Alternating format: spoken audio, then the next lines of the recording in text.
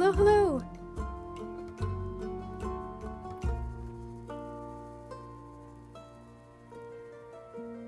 It has been like 2 weeks since I've streamed. But we're back.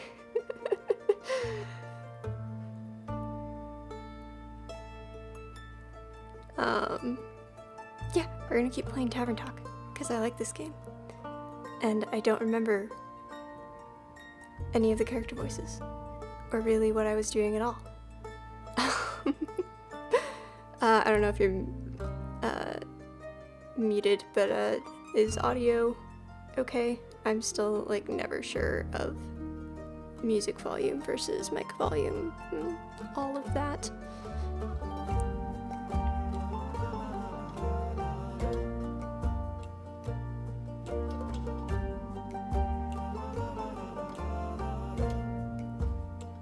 I'm gonna assume it's fine.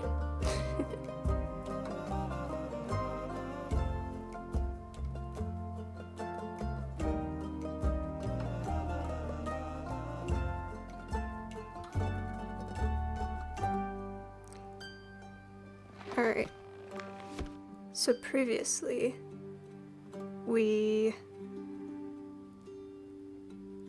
found out that the mysterious hooded figure who left us a nice little letter. We opened the letter from Mysterious Hooded Figure, and it was actually a really nice little note, which was surprising, considering when we were delivered it by our good friend Kyle the Vampire, he basically was like, oh, this guy was threatening you. Whereas that was sort of the message that he sent. However, we kind of have to take everything Kyle the Vampire says with a little bit of a grain of salt. So maybe this guy wasn't threatening us. Maybe it isn't an old enemy. Seems like that character and the innkeeper were either friends or potentially, it seemed like in a romantic sort of relationship, but the details were unclear. I know it's not even like the main plot, I'm just very interested in this hooded figure. Who I still think it's the bad guy, I'm pretty sure. And I know where we left off, everything had flooded.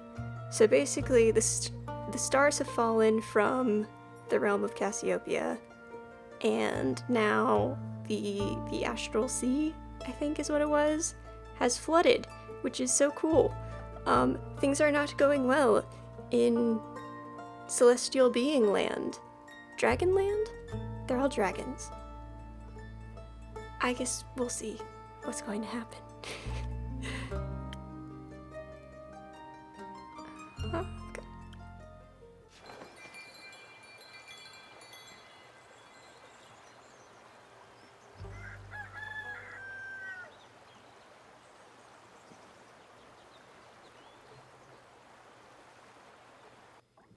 Oh, we also might be the tavern, like the embodiment of the tavern. That's sort of another like thing that might be going on. It's been 2 weeks since I played this. I don't remember everything. Okay, I will find the voices. I will find it. Grace. Is Grace here? Good mythical morning to you too, Hex. This isn't funny, innkeeper. Tell me, is she here? Please tell me she's here. She is. I'll let her know you are too. Thank you. By the dragons, I was worried sick. So sick. She'll be happy to know you're safe and sound too. The flood was enormous, and if she'd gotten caught up in it... Oh, no. I don't even want to begin to imagine. Then don't. How about a drink to calm your nerves? Yes. A drink sounds great. It's Spiritfarer. Something that will untangle my thoughts and help me focus. I'll see what I can do. God, I've said this before, I just love the character design of all of the characters in this game.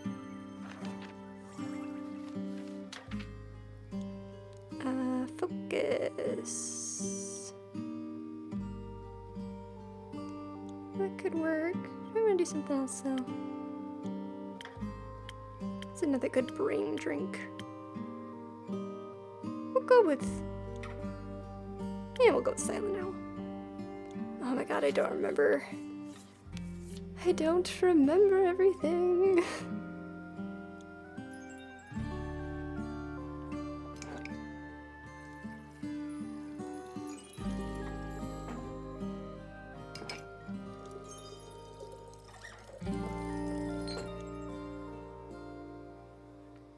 Because it has a minus, but I should be able to do one more, and we should be good. Cool.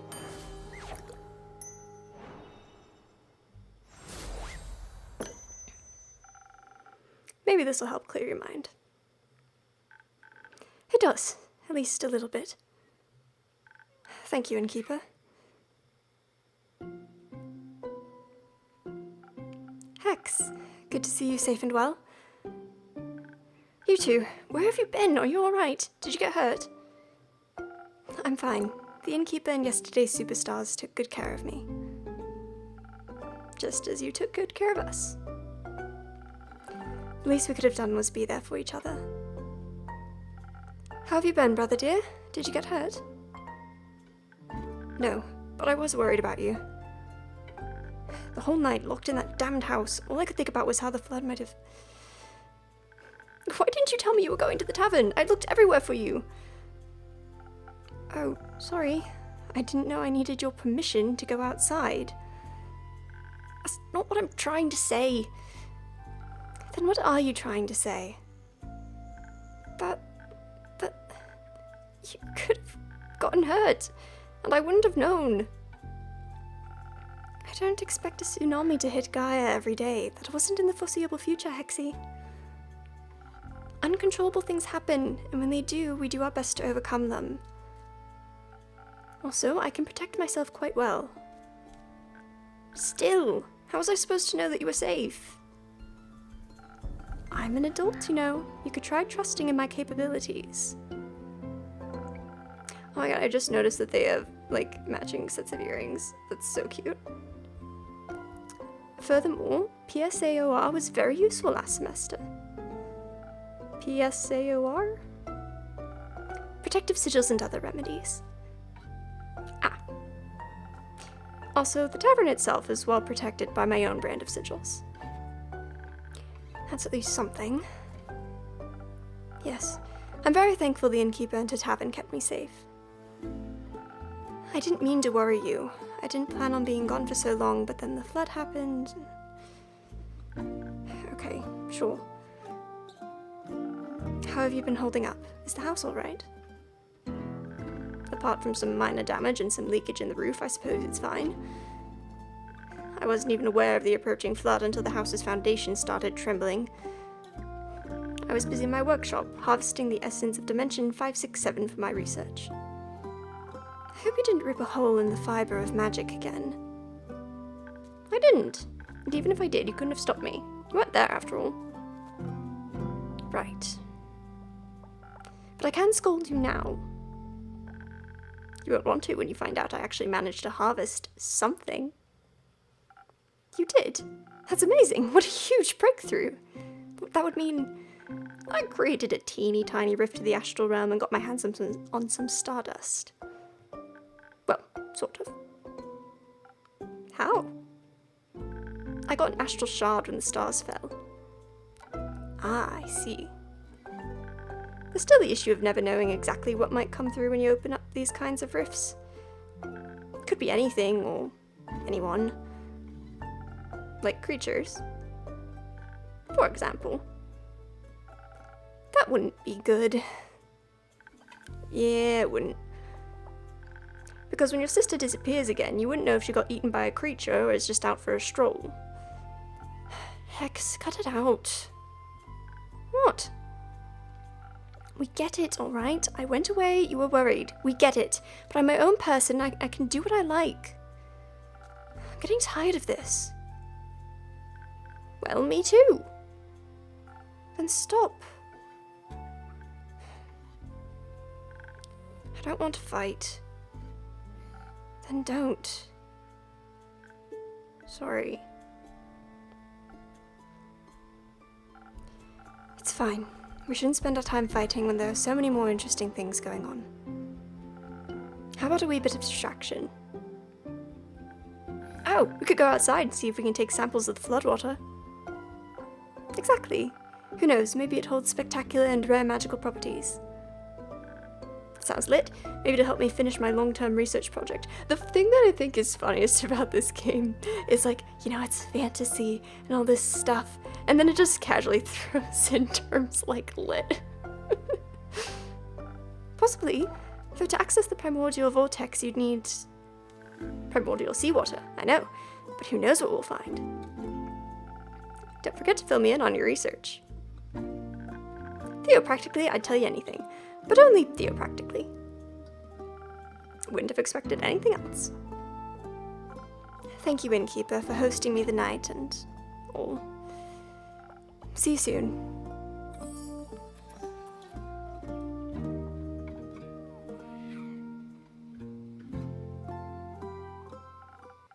Good morning, you two. Did you sleep well?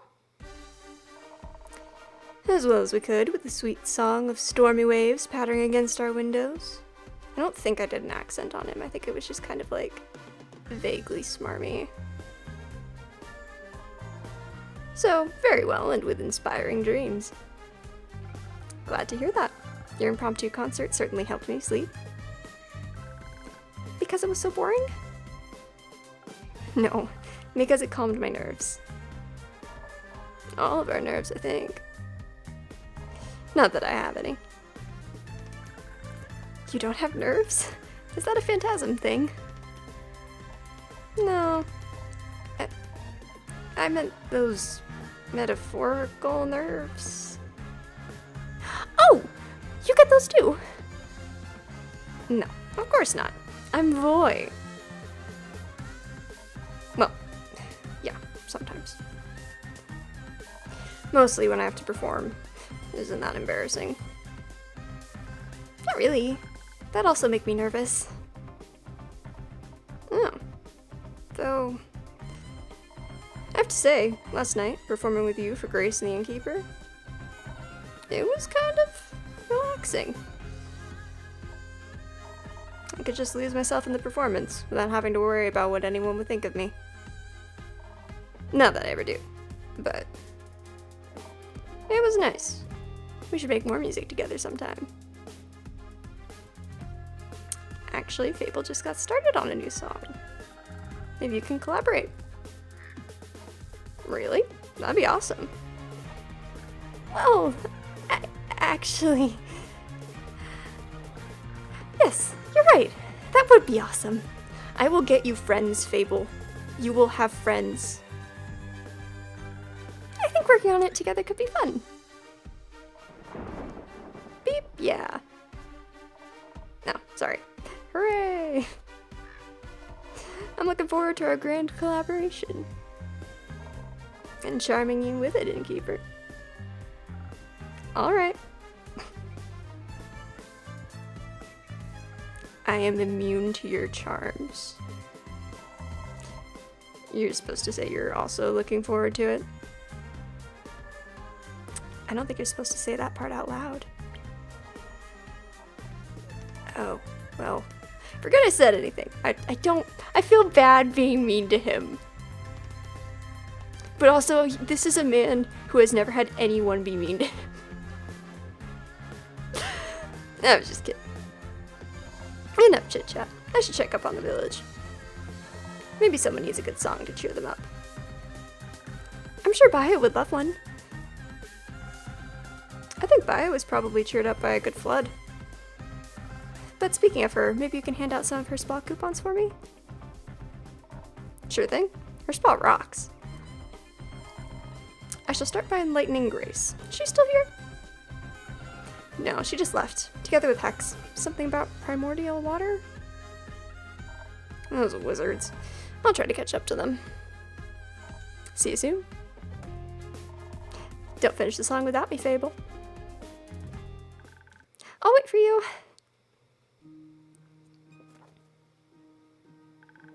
Can I get one of those coupons? Sure you can. Just make sure to tell Baya I sent you. Of course. Strange morning. Or exciting morning? Both, I think. Would you like a morning drink? Please. Just anything? No requests?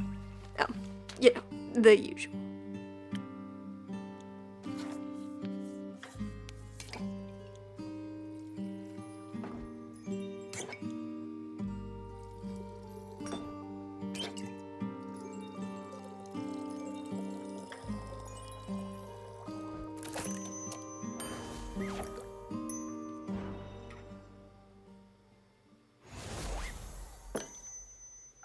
A drink with 0 primordial water. Maybe. It does taste a little primordial. Very delicious. We are primordial. Perfect. You know, last night, when I couldn't sleep, I was watching the fish swimming by the windows. Their scales kept reflecting in the water, making them shift and shimmer like they almost weren't there.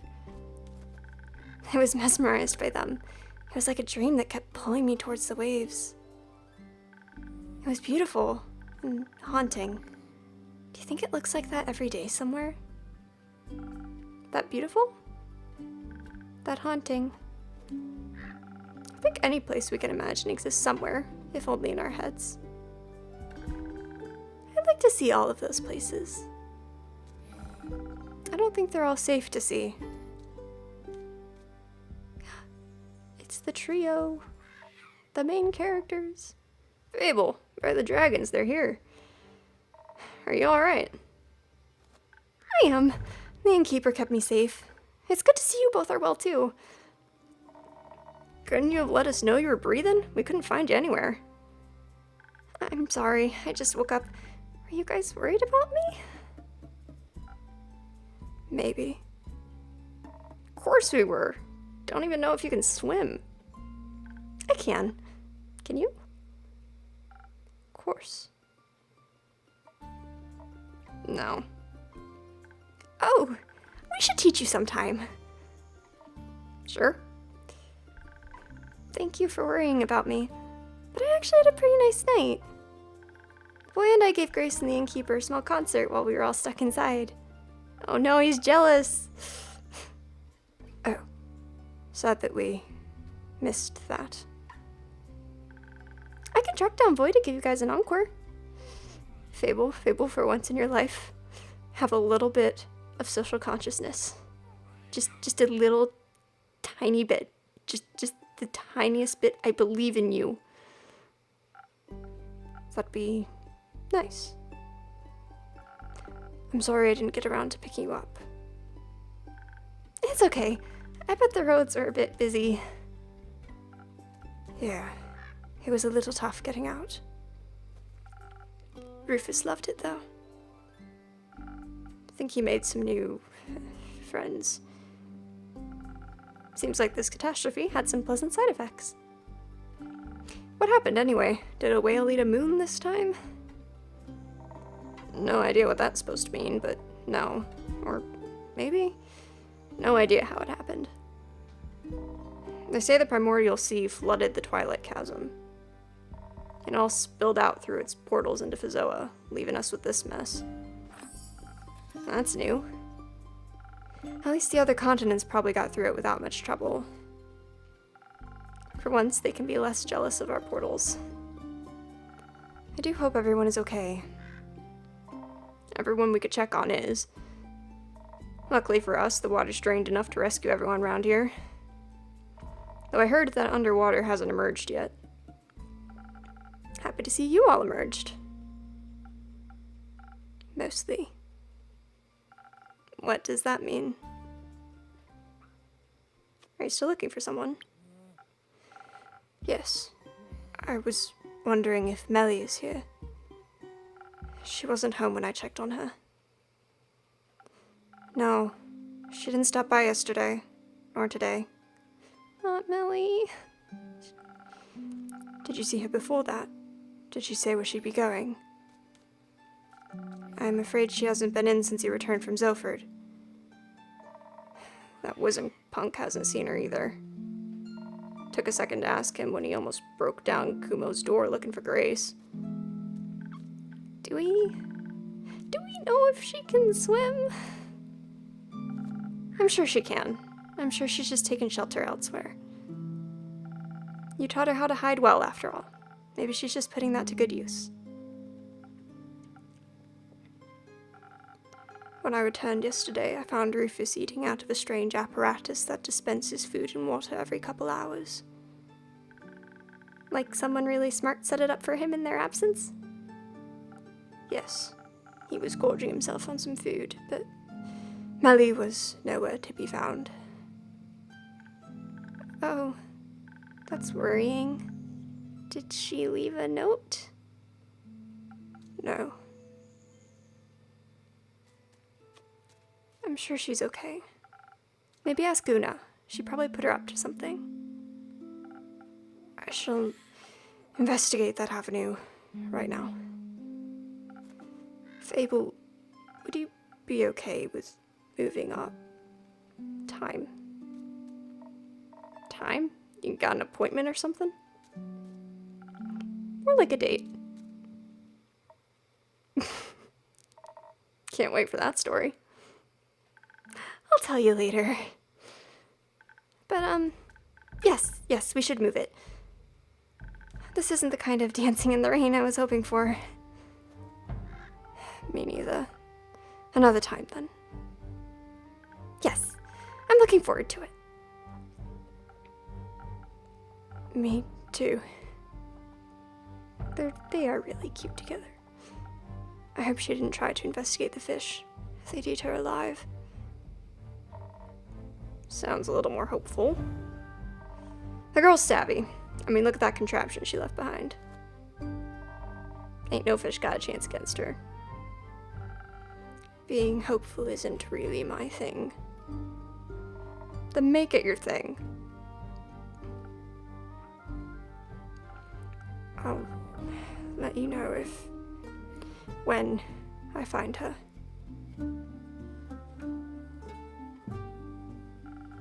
Such a man of few words. A man of beep words. He's just worried. Uh-huh. Speaking of worries and words, Carolyn, it's good to finally see you back. How was the escorting? I hope you didn't get too wet. It sure was something. Certainly I've had enough of nobility for a while. Got any more details for me? Well, actually, this can wait a bit, right? Yes. Thanks for understanding. I'll be back later, once I can think more clearly. Uh-oh, that doesn't sound good. I like to check up on Uncle Dragon. Make sure that old fart is still up and running. No, she's just worried. Fable, I'm guessing you'd like to check in with your family too? Yes, I would love to make sure everyone's alright. Maybe Melly's with the Amaranthine Hydra. She really wanted to ask it for tea recommendations. I'm counting on you returning with a good story. Will do. Got a good one for you. I'll see if I can drag Rhea and Fancy Pants along as well. Think they could use a drink. Speaking of which, got one for the road? Sure thing. Something strong to get you through all that socializing? You got it.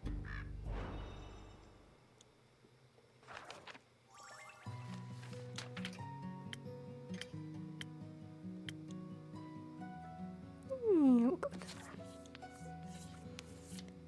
that. Which one is charisma? Do you work? Sure, we'll go with that.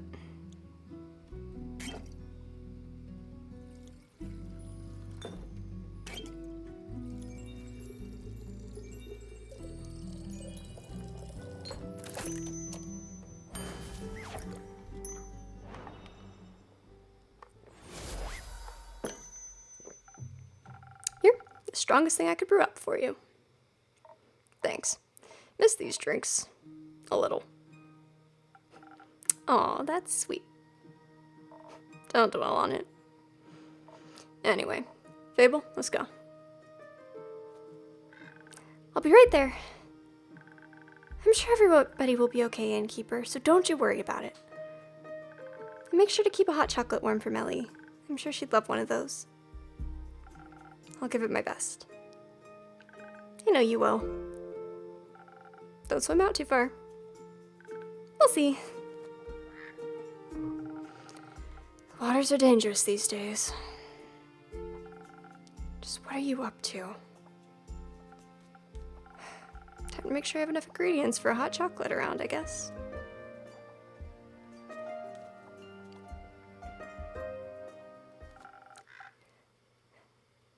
Good to see that you're open and keep.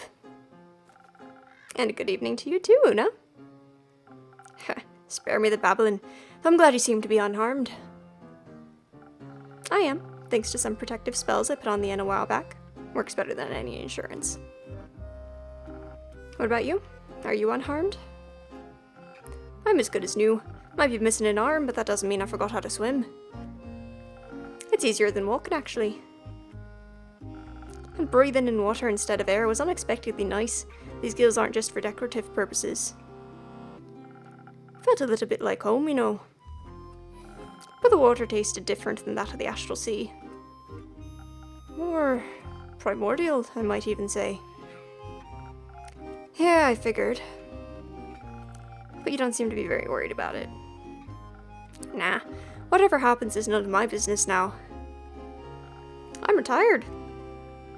And water also doesn't bother me. Shouldn't bother you too much either, am I right? What are we? Since you're so close to... I knew you wouldn't forget. I might be old, but I'm not senile. Me neither. So you wouldn't call the Primordial Sea your home, then? I've inhabited a few planes already. My past doesn't define the word home for me anymore. But you're right. Primordial water doesn't do any harm to me. Even if I wanted to drown in it, I wouldn't be able to. What are we? But honestly, I was more worried about my patrons than the inn itself. I hope everyone is safe and well. Wouldn't worry too much about all your regulars. Adventurers are tough folk, and your drinks toughen them up even further. I have faith that you're right. But your tavern... well, let's just say it has definitely seen better days. Nah, that's kind of an understatement. It looks like beep. Ouch. I've been working the whole day to clean up as much as I can. My condolences. Say, have you ever talked to the Wizard of Morlia? No, sadly I haven't had the pleasure. Oh, you should if you get the chance. He's always loved all kinds of spells and enchantments. More of the kind involving trickery, like puzzles and traps, but I'm sure he also knows a protective spell or two. I mean, he's been protecting his wizard tower for quite some time now. I'll keep that in mind if I ever get to meet him. But I suppose you're not just here to talk. How about a drink? Ha, you definitely have a way with customer service. How about a drink that'll wake my old muscles up so I can help you tidy up your tavern afterwards? I can't quite remember having asked for help. Have missed an accent switch. Thank you! I'm trying so hard! What's that? My old ears suddenly can't understand what you're saying. How unfortunate. Maybe a strong drink would help. Alright, coming right up.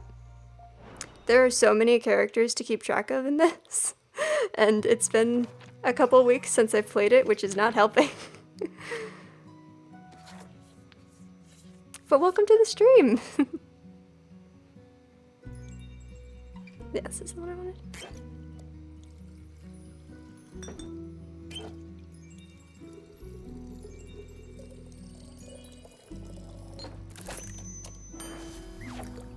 Yeah, so if you don't know the game, this is a fun little visual novel where you play as an innkeeper for adventurers and send them off on quests while the world is ending outside.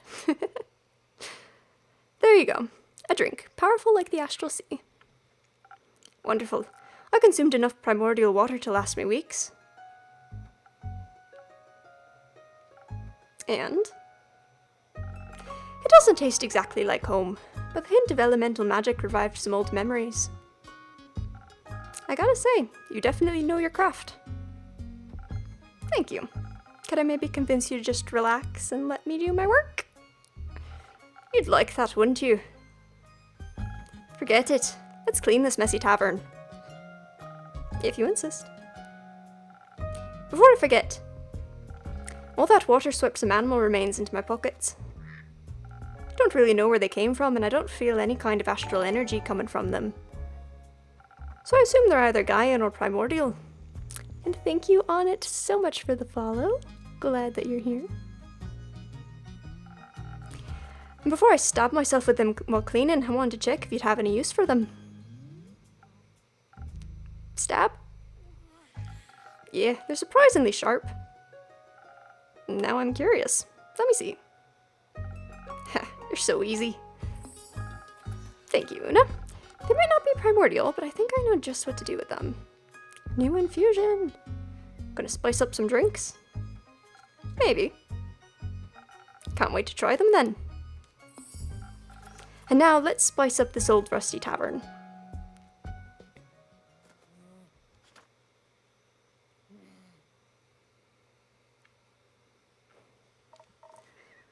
I innkeep.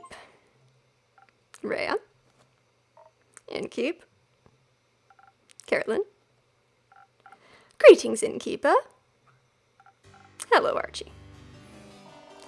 Finally came to tell you the tale of tales. Told you we'd be back with a good one, didn't I? Indeed. It's a thrilling story, be certain. That being said, you look like you've got some thrilling stories to tell yourself.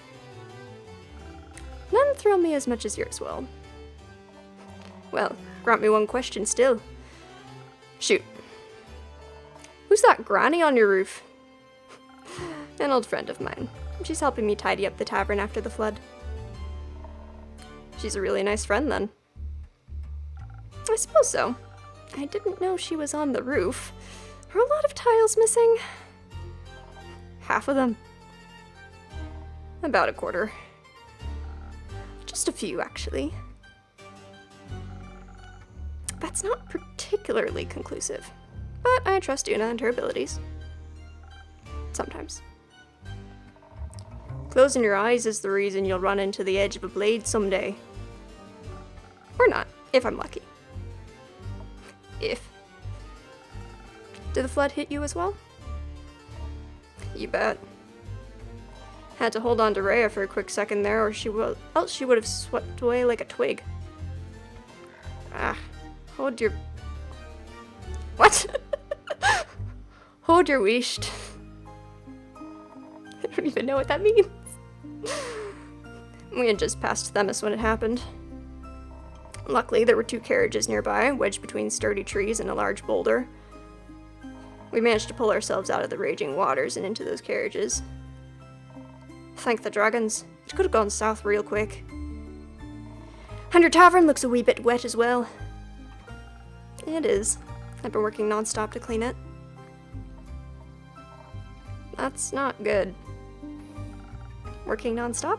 Comes with being self-employed, I guess. No, I mean the flood. Never heard of a flood that massive. It spread all the way from Themis to Zenith. You're right. We certainly aren't that close to the sea. Themis maybe, but not your inn.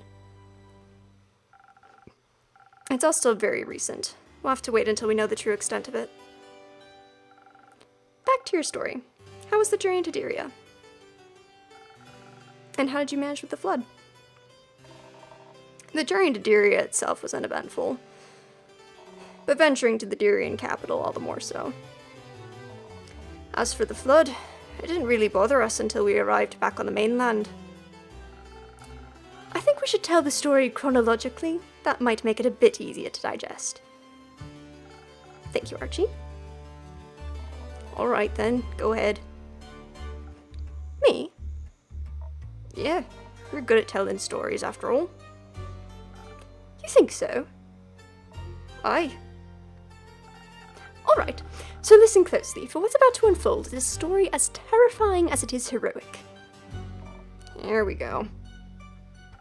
It was midnight, and the moon was standing high where the 3 adventurers assembled at their meeting point. Didn't know we were taking this carrot here along. Was a surprise. A pleasant one, I hope. Having one party member more than anticipated was at least more pleasant than the surprises that lay ahead. Now I'm intrigued. So, accustomed to the pleasant surprise, we ventured to Theodore's abode in Themis. Very fancy. Very expensive. Don't think I've ever seen such a posh bit before. 3 stories tall. For one person. To be fair, one person and a lot of staff, like cooks, maid, and a gardener. For a holiday residence. Even worse. I'd very much appreciate it if we didn't judge people based on their amount of wealth. Or their lack thereof. Exactly. So, you arrived at his holiday residence in Themis. Right. We approached the gates and rang the bell. The fog was creeping up around the house like it was pressuring us to go in. A man in a black suit opened the gate and with a deep and raspy voice said, "State your business, please." Some sort of butler told him, "Listen up, clown, you are our business." Which wasn't very polite. No one asked you. Maybe you should have. Then they wouldn't have thought we were bandits. Well, we got that cleared up, didn't we?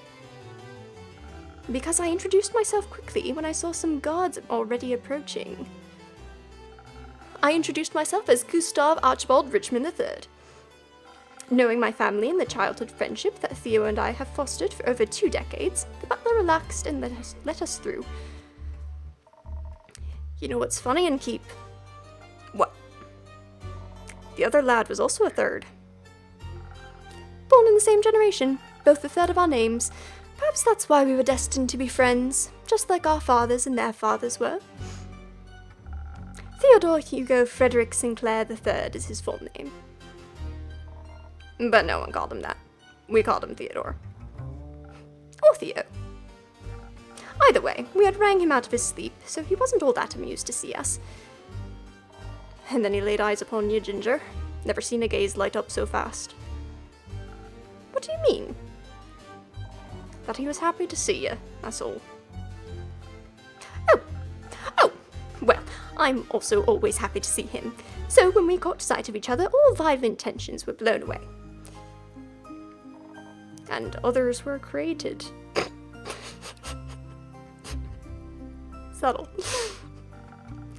I found our visit very peaceful. Yeah, Theo's a polite lad. Offered us tea and biscuits while we waited for him to pack his things.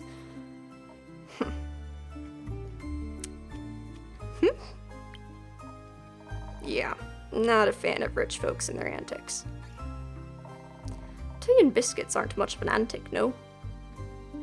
Ugh, throwing you off a cliff is. No one did that.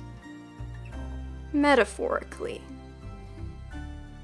He is the reason we almost died, though.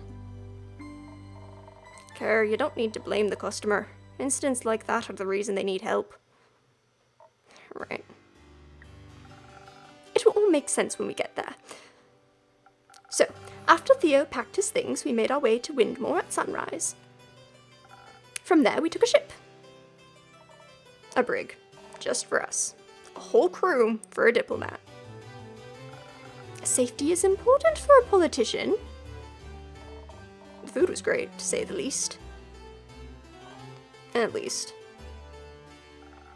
We had to take the ship, as you might be aware, innkeeper. The bridge connecting Diria and the mainland was destroyed. I recall. So, the ship we took brought us to the Twin Borough and not to Amasa itself. Why was that? Yeah, glad you were able to stop by. Have a good night. Hope to see you again. Apparently, the debris from the bridge is a safety hazard for passing ships. And if there was one thing we didn't need, it was distress at sea. We were lucky with the weather. The sea stayed calm, even with a thunderstorm right behind us. And the mood on the ship was jolly. Theo entertained us with stories old. Oh, he's a great storyteller. I wonder where he gets all those thrilling narratives from. Actually, I suppose he still reads a lot. We used to read together when we were younger. We'd read the same book, but always one chapter at a time before giving it to the other to read the same chapter. Oh my god, they're so cute. That way, it felt as though we were reading together. He was always so imaginative. Still is. So we weren't bored a bit before we reached shore. You're not so bad yourself with your stories, lad. I'm glad you like them. Already working on the story about you two. The Claw of Ereve and the Hammer of...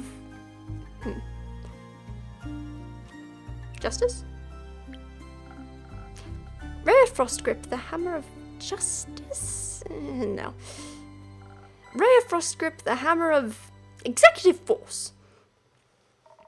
Keep working on it, lad. You're getting there. The story? Can we continue? Of course. We arrived at Twinborough in the late afternoon. The sun was already setting on the horizon, tinting the world in colours of purple.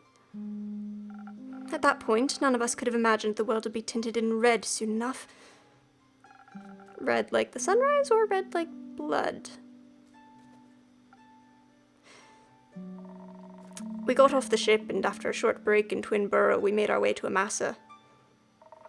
We got about 2/3 of the way there without any issues, until darkness settled around us. Type of darkness that creeps up on you like an eerie mist. Type of darkness that chokes all noise out of the world. You know something is going on if you hear nothing. No birds, no crickets, no wind. Just dead silence. Didn't even realize it until Carrot pulled me aside and pointed it out. Just as I was explaining it to her, my ears perked up. Far away, I heard some low humming sounds. Didn't hear it myself. I thought we were making it up, imagining noises in the dark to make up for the absence of light. Sometimes the brain does things like that. It was so silent, except for all that humming. I started getting this weird feeling in my guts. Like a sixth sense? Like that, yeah. Don't know if it's the genes or the experience, but at some point you start feeling when something shifts and things ain't as they should be. Gotcha. Either way, I hear the humming and it's not long before it turns into a growling. That's when I heard it too, deep and guttural. I saw silhouettes in the woods, left and right. The eyes reflected our torchlight eerily. I huddled closer to Theo, to protect him. Soon we were surrounded by a knot of zombies. Oh no, a lot of them, everywhere. They were moaning and groaning and so ready to feast on us. I grasped Theo's hand because I had to hold on to something. He's so in denial. Had to act fast. They'd already seen us and were surrounding us, so running away wasn't an option. Clearly, we had to fight our way through, so I readied my sword. It wasn't far till Amasa. I felt sturdy as a rock, like nothing could harm me. I needed to ensure the same for Rhea, Archie, and Theodore. So I reached into the powers of your drink. The woman stopped walking abruptly while these beasts were approaching us. I drew my hammer just in case. I heard her mumble words I didn't understand. Enhanced by that citron you put in our drinks, I called upon my Baba, asking for guidance. Never had much business with the dragons, but she had. I hoped if I reached out, she could lend me some of that. I'd never felt so close to her before. Not even when I spoke to that chimera. The zombies approached, pressing closer against our dim torchlight, when suddenly a shield of light burst out from her sword, engulfing us, and pushing the zombies away in an eruption of divine force. It was a light of radiant gold all around us, shimmering softly. I didn't waste any more time and kept going. Honestly, I barely know what I did myself. It's all a haze. Luckily, seems like the undead are like pack animals. At least for the most part. Made all the slashing a bit easier. She pushed forward, cutting through the zombies one by one, the rest of us at her heels. But it seemed like a bottomless pit, and more came rushing towards us. The traveling shield blocked most of them, but eventually it began to crack. Fair enough, after a bunch of steady, forceful impacts, anything breaks, but I made sure to push the undead back with my hammer. Meanwhile, Theodore seemed scared. He told me he wished this was just another assassination attempt instead. At least then the foes would have been alive. I was just as terrified, but I did my best to keep him safe. Then he tripped and fell. I tried to catch him, but he pulled me down with him. Carolyn was so focused on getting through the ambush that she pressed on. We fell behind, leaving the shimmering shield's presence. Darkness enclosed us, and we caught the attention of the zombies who began cornering us. I couldn't let us die, so I called out for Rhea. By then I'd already noticed they were gone, so I called out to Carolyn and headed back to the lads. I smashed every undead head that dared to come close, and Archie... Well, I didn't know I had you in it, you lad. Well, it was out of necessity. What happened? One of the zombies grabbed Theo's leg and attempted to drag him away from me. But I got up, drew my rapier, and poked the thing right through the eye. It dropped to the ground like a wet towel. Fascinating. A little. When I heard Rhea hurled around, they were all by themselves in the distance, almost dying because someone didn't watch their feet. Easy care. Accidents happen. Accidents kill people. Obviously, I couldn't let that happen, so I rushed back. We lost all of our previous advantage as more came flooding in by the second. Not wanting to waste any more time, I pulled Theodore up by his collar and threw him over my shoulder. I wasn't risking any more accidents. Of course, he didn't like that. Later, he said it was invading his personal space. Told him I could have let him die instead. Which maybe wasn't the right response, I guess. Shortly afterwards, we reached the gates of Amasa. The guards came to our aid and helped ward off the zombies. Carolyn set Theo down, and I helped him inside the safe borders of the city. The horrors were over, and thanks to Carolyn and Rhea, we'd reached our destination. And to you, kid. Yeah, suppose you didn't do too bad of a job. Theo was beyond thankful. Even though he wasn't amused by being thrown over Carolyn's shoulder, he understood that she saved his life. He was so impressed that he said it would make for a great story. He even started on a first draft. But after the fight, he felt really inspired to solve the conflict between Dyria and the mainland. So he'll probably have no time to finish it, and he decided to give the manuscript to me.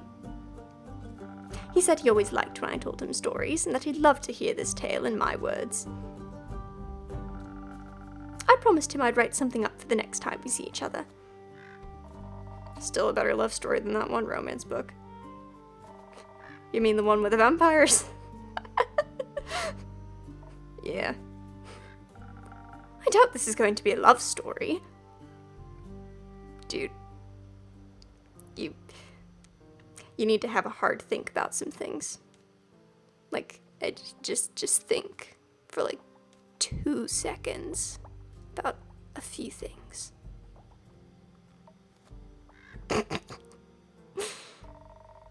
Was talking about you two lovebirds. Me and Theo? We're just friends. Sure you are. That face. Either way, we brought him to his destination in the city, had some tea, started making our way back by noon. We checked out some tourist traps. The tricks don't work if you don't know what you're up against. I bought a mug. You sure did. But I already have more than enough mugs at home, so I wanted you to have it. so you'll always remember our heroic adventure. I would love to. I'm an avid keepsake collector. New collectible. Splendid. Aw, oh my god, wait, no, go back. Did it say number 1 innkeeper? Aw, that's so cute. Anyways. Afterwards, we had some tea and made our way back by noon. Once we arrived back on the mainland, the flood hit like it had been waiting for us. I can still feel the cold water clinging to my bones. Speaking of, I'll freshen up a bit. I still have mud in my shoes. And then maybe I'll continue with the rest of the story. Of course. Take your time. Now it's just us. Indeed. That kid is so green behind the ears. Weren't we all? Can I offer either of you a drink? After a journey like this one, I could use something that tastes like rocks and regenerates my stamina. Coming right up.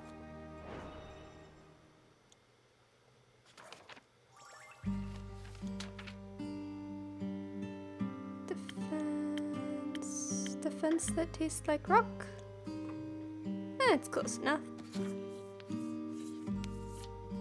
What do I want for this? Ooh, what do these do? I need to use the new ones.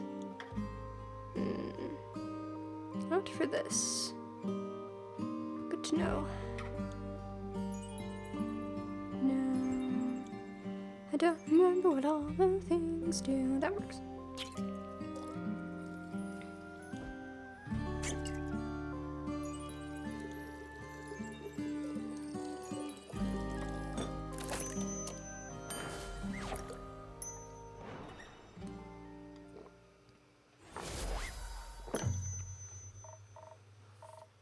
Thanks, Innkeep. Much needed. You're welcome. Care, let's talk about your extraordinary fighting skills. Got to say, I was really impressed with how you decimated those zombies. Alright, see you soon. Drive safe. Takes a good beast slayer to know one. Nah, I'm more of the general fighting type, you know, but I can always appreciate 2 strong hands. And such a well-crafted greatsword on top of that. Happy to see you appreciate solid craftsmanship. It was a gift from my Baba. She told me the great dragons themselves gifted it to her, but I don't know if that's true. Have you ever heard of the Great Axe of Ur? The most powerful weapon ever, forged by the origin of this world themselves? You bet. You think it really exists? I mean, my Baba loved to tell stories. But if her sword was made by the dragons, maybe Ur's great axe is also more than just a myth. Dwarves have their origin in the subterranean caves, you know, on the plain of Ur. I grew up in a labyrinth of caves surrounded by gems and ores, legends and tales. I mean, I haven't seen it with my own 2 eyes yet, but I'm convinced the legendary weapon exists. I bet it's so large I probably wouldn't even recognize it as an axe. I've heard Ur keeps it in their resting place at all times. Yeah, so far no one has found that yet. And hopefully no one ever has to. What do you mean? You know the tale. If someone was to wake her up, the apocalypse would begin. But that's just an old tale, right? Something you tell kids that don't want to eat their food. You know, eat up or Ur will awaken. Questionable parenting techniques, if you ask me. Yeah, I got to hear that a few times when I was still a wee bairn. All those tales ever did was make me want to craft a legendary weapon myself. Have you ever made something like it? Not yet, but I will soon. I'll make the greatest weapon ever forged and smash this year's Orhart blacksmithing competition to bits. I'll outcraft my ex-husband with ease. Beep. Ex-husband? Yeah, we used to work together. Now he claims I wouldn't stand a chance without him, but I'll prove him wrong. Anyways, Innkeep, Care, I think it's getting quite late, and it's been an exhausting week. Absolutely agreed. Let's get some rest. And then look for another quest elsewhere to afford my crafting materials. Good night, you two. Good night, Carolyn. No, I didn't keep.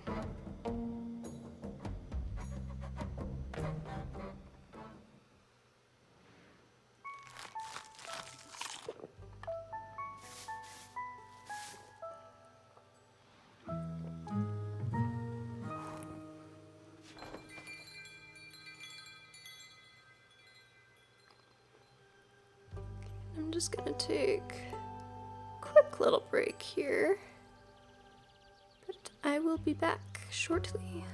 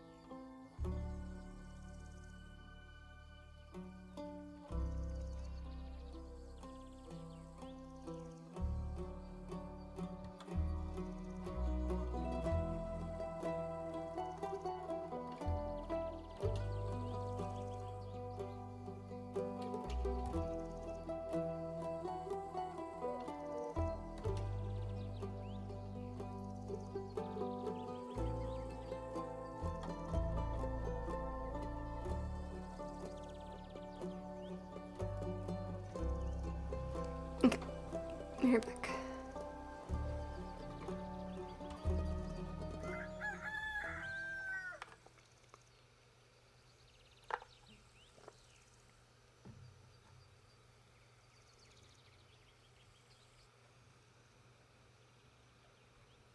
It's this guy. How did I do your voice? It was just kind of nasally. Sup, my fellow Enigma? Oh, it does say number 1 innkeeper. This is so cute. Oh, it has a little Londu. Ah, why do we have merch for our inn at tourist traps in a different country? Sup? I don't find you that difficult to comprehend. That's what they all think. How's it going? Hopping? Running? Moderately. Why? My tavern and I are doing well, but we were hit by a tsunami yesterday. I'm glad I can provide comfort to everyone in these trying times, but I also wish they were less turbulent. Boo. Spoken like a true politician. Commit to one extreme. I'm committing to honesty. Yeah, right. Good one. But a tsunami, huh? So that's what that was. Cool. Sucks I was busy playing around of Magic the Gathering. Made me miss the whole thing. I would have loved to surf those waves. The violin. I'm sure you would have had a grand old time. Maybe next flood. You think I should start the next one on purpose? No. Aw, come on. This place has made you lame. I'd like my tavern to keep standing, and the people around it as well. Like I said, lame. Got anything interesting to say? I have an interesting question. Shoot. Have you seen Melly anywhere? She's gone missing. Oh, that pocket-sized detective? Sure did. Several times even. Were any of them recently? Would say so. Think the last time was 2 days ago? I was chilling in the moon swamp. I just tested out that witch's spa good old Voy Boy recommended. Met some lost travelers on the way back and was giving them the conversation of their lives. When that cat rudely interrupted my business pitch. Made them run off without a single handshake. Little snitch. What were you selling? Hair growth cocktails, inspired by your little things. You drink them, your hair grows. Fast? Ah, well, fast schmast, past. It'll grow eventually. You just gotta have some patience. I see. So, Melly at the Moon Swamp. Where exactly did you see her? On the way to the moon pools, duh. Where the paths diverge and nature tries to lead you astray from its shimmering reflections in the water. Isn't that near one of the Twilight Chasm portals? Oh yeah, that means she got a fresh opportunity to go surfing. Good for her. What a positive outlook on things. Always good to have one of those. After all that matters in life is fun, right? I don't know about that. Life is full of many beautiful and important things. Not all of them are fun. They should be, at least for me. Don't care what you're up to. Speaking of fun, I've been wondering, do you think I should explore the Twilight Chasm? Do you want to? Ish. It sounds exciting, especially since I've never been there before. They say it's just like Avalon but reversed, with a different color scheme and all that. Do you enjoy Avalon? Sometimes. I haven't been home in ages. Let me tell you, as soon as those portals opened, I was out of there. Running from pesky consequences? You got it. Been wondering what a nightmare version of Gaia looks like. That's what they call it, right? Avalon's the dream, the Twilight Chasm's the nightmare, Gaia's like waking up. Probably doesn't look too different from the Sealy Court, am I right? Couldn't tell you. So you claim, but I know a fellow scam artist when I see one. In the mirror? Oh, you think you're funny, don't you? Well, you're hilarious. High five, bud. No. Bummer. Anyway, with your obviously non-existent, only hypothetical plane traveling experience, do you think I should take a trip down to the horrors of memory and melancholia? I think you should. It sounds very exciting. Who knows what you'll find? Maybe the answers you seek. I'm not seeking any answers. I already know what I want. Then maybe you'll find the right questions. You're so weird. You know that, right? That makes two of us. You got me there. Fascinating advice, Innkeeper. If I cared more, I'd probably say it says something about you. I mean, I did say it, so. Luckily for you, this is already boring me. Then how about a drink to keep you with me a little longer? We're on the same wavelength today, dude. Yeah, hit me with one of those. Something fast, so I can rush to the waves when they return. I'll mix up something real quick.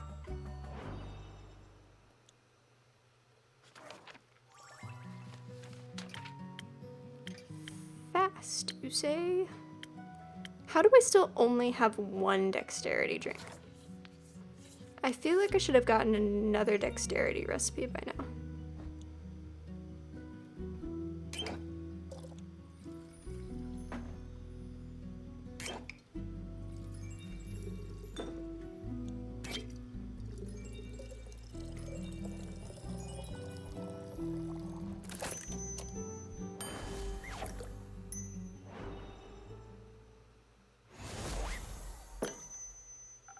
Fast and mischievous, just like you. Sick. This is lit, I'll give you that. Thank you.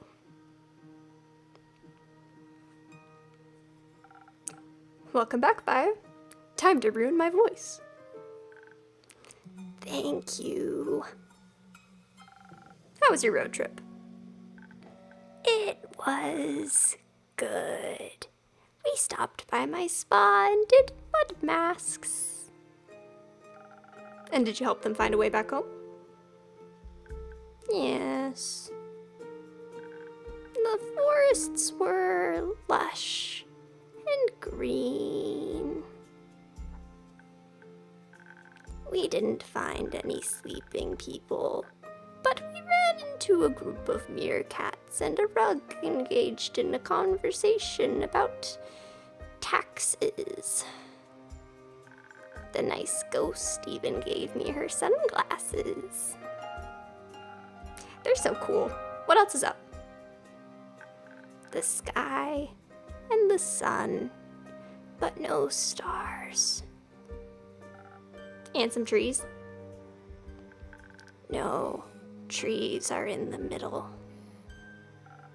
Not to an ant? Ants. So cute. Do you have any ants? Not on me. And you, Innkeeper? Any ants? Not at the moment. Sorry. Oh. No ants. Can I offer you a drink as an apology? Yes. Make me feel like a little nimble ant. Ant potion. Got it.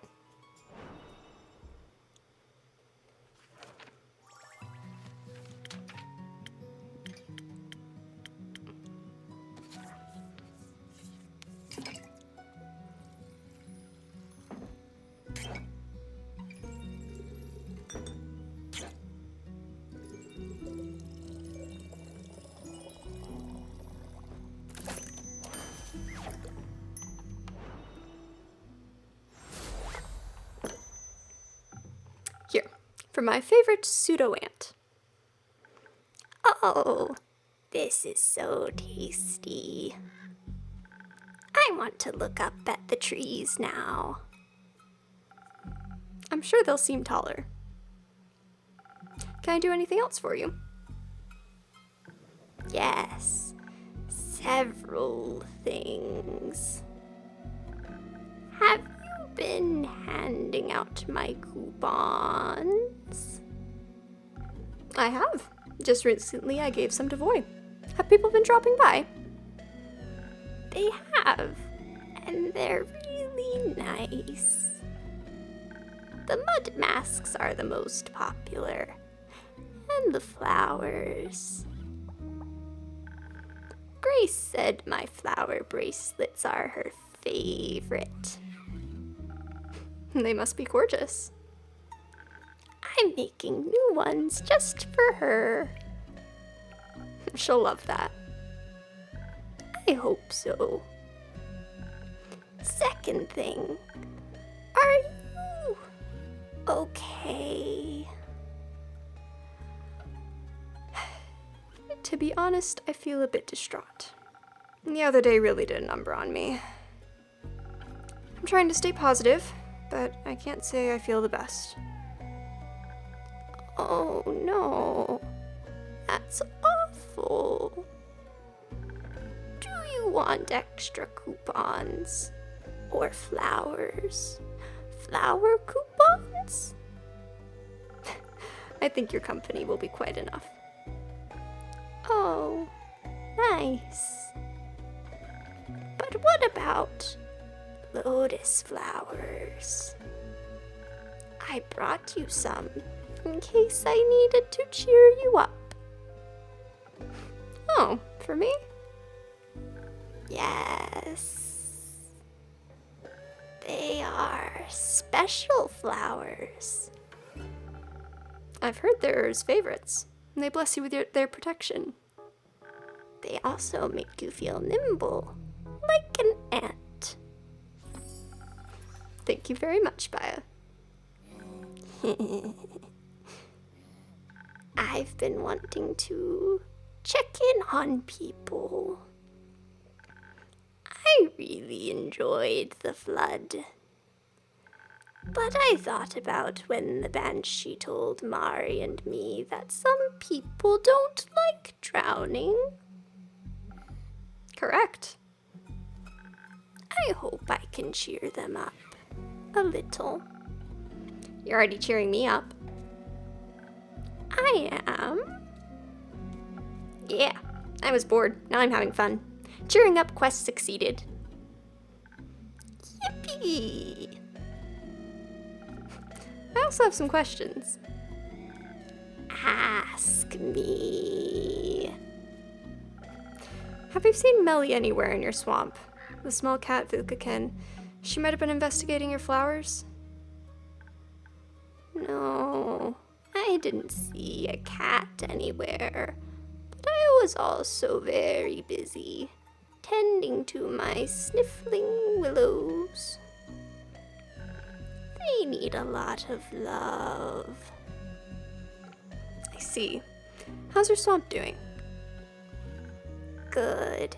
It's so wet now, and there are so many new interesting critters and plants.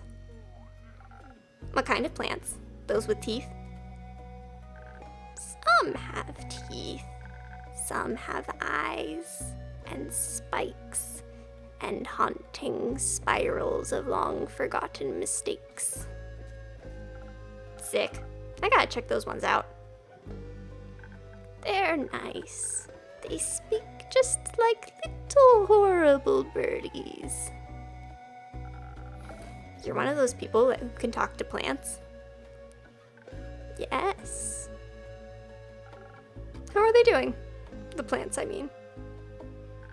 Depends on the plant, but they're all very loud at the moment. They love the water, they hate the water. They complain about the onslaught of the undead. They're ambivalent about the water. What was that? Ambivalent. It means they don't care, but they still want to say something about it. No, the undead. Ah, them. The trees from the Pale Woods are very upset. They say that squeaky undead keep chewing on their roots and bark and leaves. And their brains? No, they can't reach those.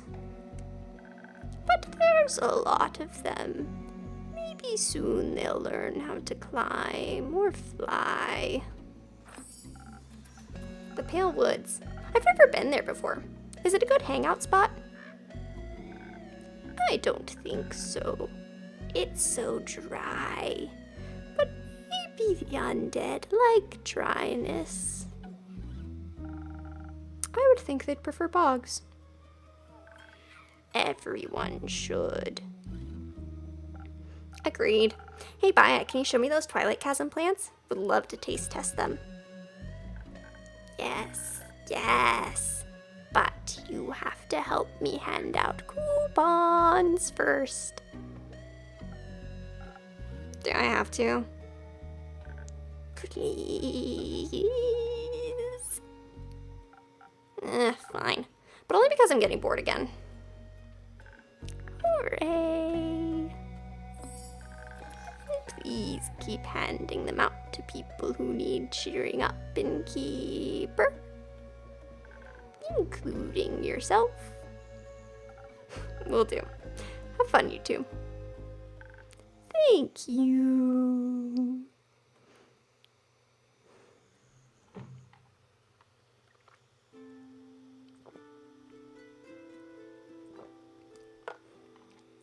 Fable! Hi, Fable. How's it going? All fine and dandy? All fine and tired. Actually, not so fine. How come? Well, the city's a mess. So is the Grove and Themis and Targaryen. We still don't know exactly what happened or how. There's the undead problem not too far from us. Carolyn said it's pretty grave. And no one has seen Melly in days. A lot of people are worried. And a lot of people also just aren't. Una told me not to worry either, but it's hard. Yes, very. I just want everyone to be safe. I want to fix this. Whatever this is. Fable, I know everything is a lot right now.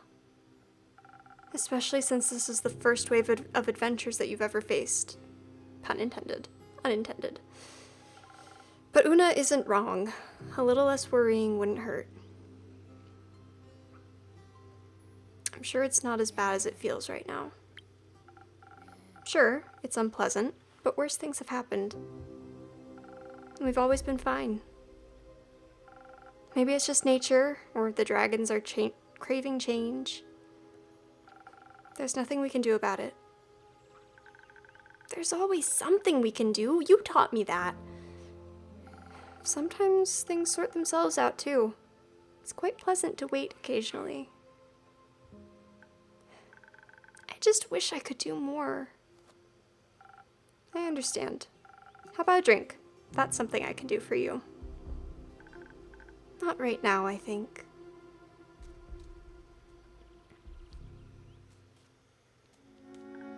Hey! You look stressed. Stressed? Why? What makes you say that? I'm good. I'm fine.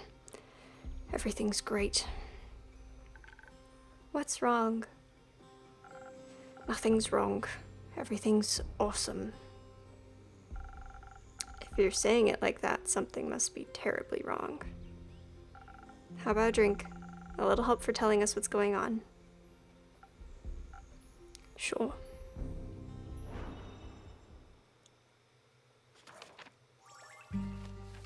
Sunny breeze. with some of Mellie's flowers. Don't worry, we'll find your adopted child. We'll find her.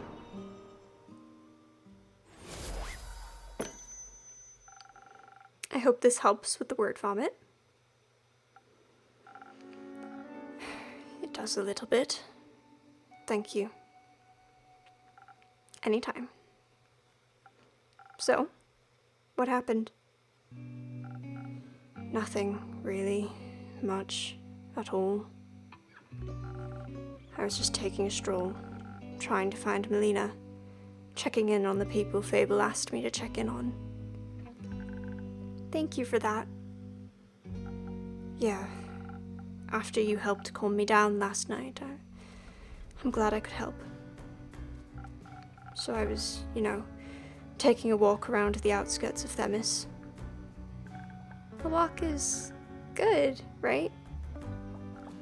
Right. So good. I even came across new people. A lot of them were echoes. Did you talk to them? Of course not. I expected nothing else. It's peculiar, though. There aren't a lot of echoes on Gaia. There are now. Apparently, the flood brought in a lot of primordial refugees. Not everyone's comfortable being submerged in water, after all. And they say Leviathan's plane is a mess right now. Oh. I hope everyone has a place to stay. They're looking for places, for sure. Some merchants are even offering them rides around Fizoa and beyond. Like to Borkum, for example, which they advertised as the perfect vacation spot. It is. It's right by the Fizoan Wadden Sea. Very popular with travelers and retirees. I believe Una lives there currently, when she's not bothering me in my tavern. Awesome. I bet it's great there. Bet you can relax like nowhere else.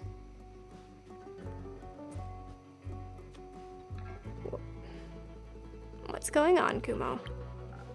Nothing. Nothing at all. Just my parents taking a casual trip to Borkum. Your parents?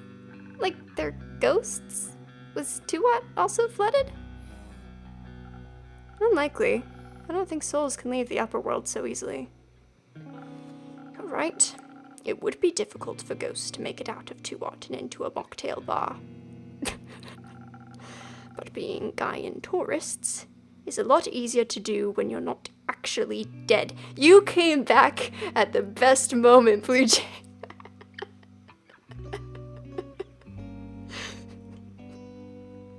We're getting the angst. We're getting the angst. His parents, who were supposedly dead, that set off his entire revenge arc, are not actually dead.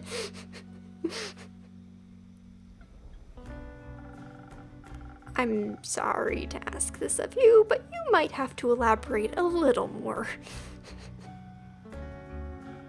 It's simple. My parents aren't dead. I saw them with the merchants near Themis, booking a carriage and an all-inclusive boat journey to Borkum. They were going on about how they had a positive outlook on having to leave the primordial sea. How it was like a free vacation, a blessing in disguise. Good for them. But didn't you see them die? No. I just saw a burning village. Couldn't find them anywhere.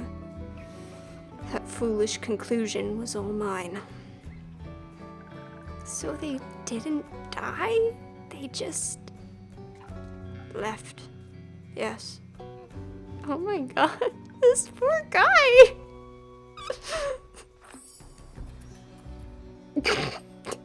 You're going to kick their asses.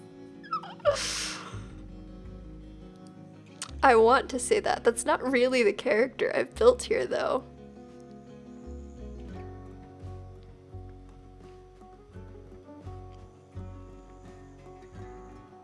Yeah.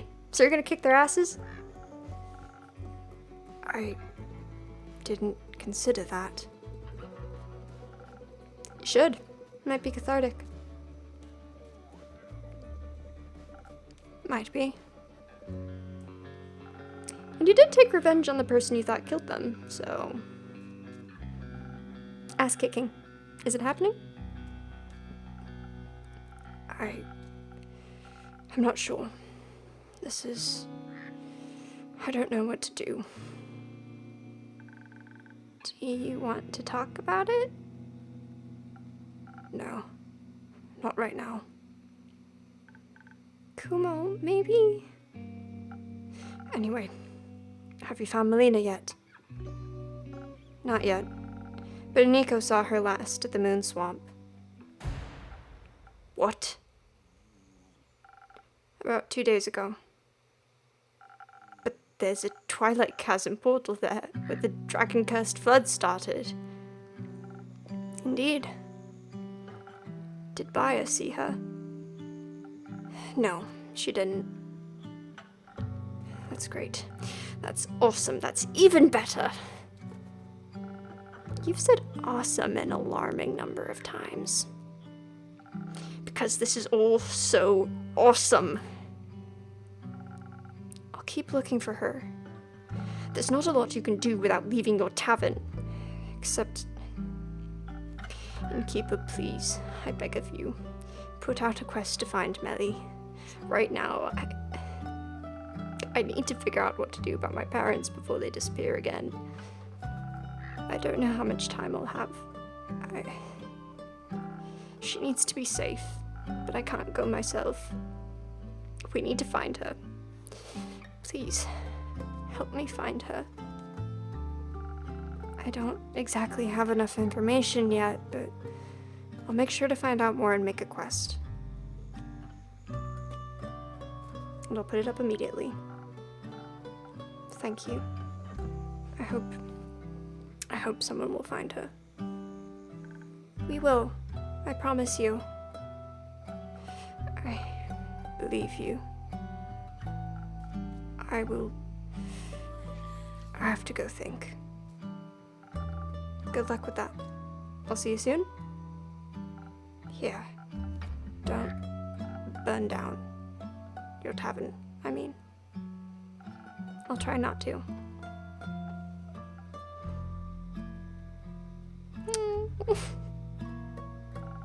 Someone's worried. Of course he is. Do you really think Melly is okay? I hope so.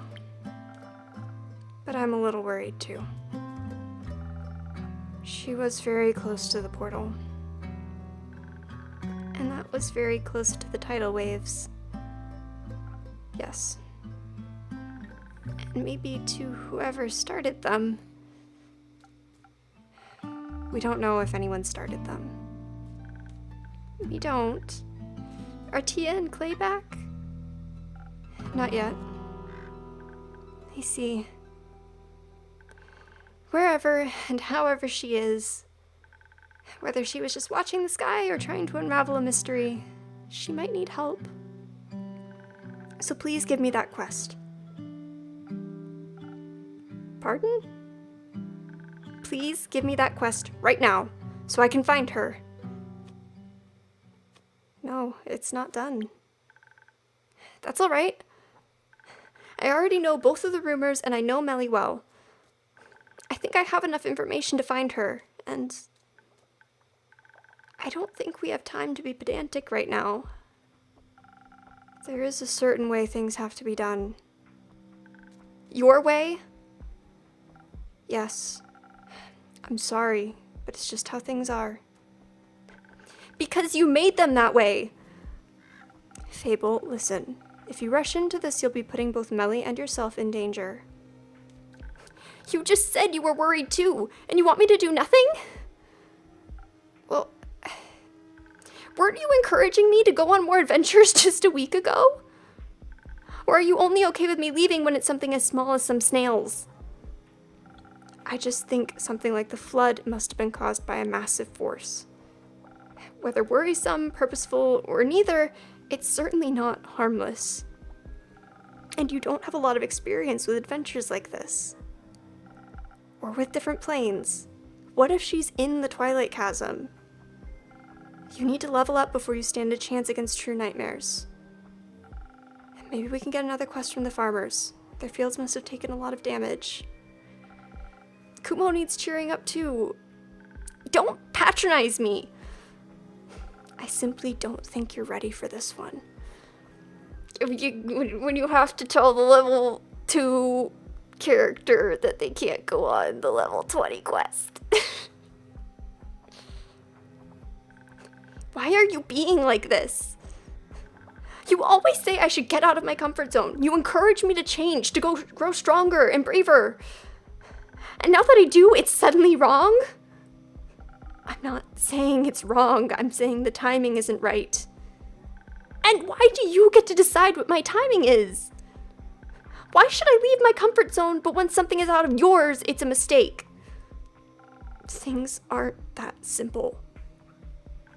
I know. I've lived for over 100 years. I know that things aren't simple.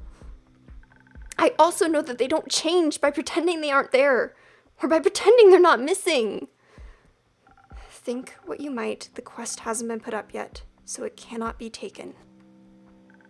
I don't need some sheet of parchment to find her. Just make me a drink. Think about this. You might damn both of you this way. You're going to look for someone no one has seen in several days after a giant disaster. She could be anywhere, including in a realm of nightmares you know nothing about.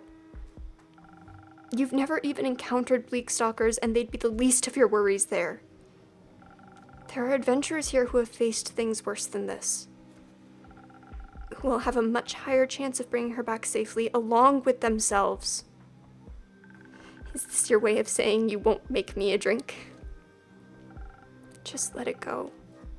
Let someone else handle it. So they get hurt instead of me?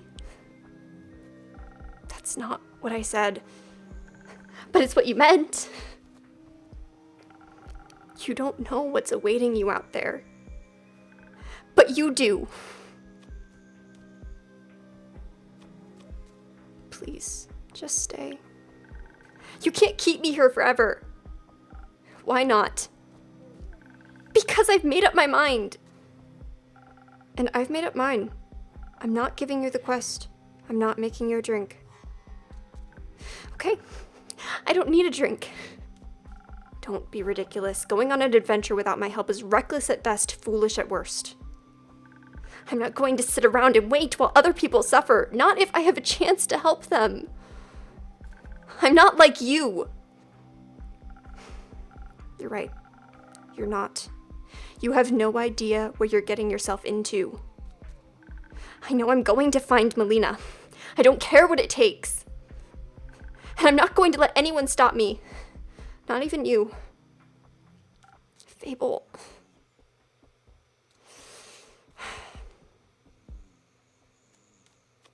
Maybe I should have been more honest. After all, they've always been honest with me. If I just explained everything to them. And now they're going to run towards their doom. Because I can't. No. I don't want to think about that. Not sure what to do with those rumors now. Guess I'll just hang on to them. Well, I better close up for the day.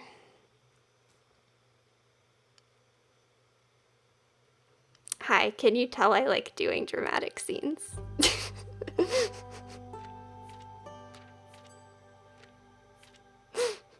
DM trying to convince their players not to fight the PvEG in the first session. Yeah. What do you mean? Okay, this is the undead. The Pale Woods and its surrounding areas have been plagued by the undead lately. First undead snails scavenging crops, then humanoid cadavers gnawing away at the forest itself. The local plants can't catch a break. No one knows why they suddenly hunger for the local flora. Some brave adventurers, preferably experienced with the exanimate, should look into this. Thank you, thank you. They're fun. Also, while I've got you here, is the So if you go like to the bottom of the chat box, is there a thing with like channel points? Like a little number that kind of ticks up every few minutes? I don't know if it's actually working or not because I can't really check it on my end.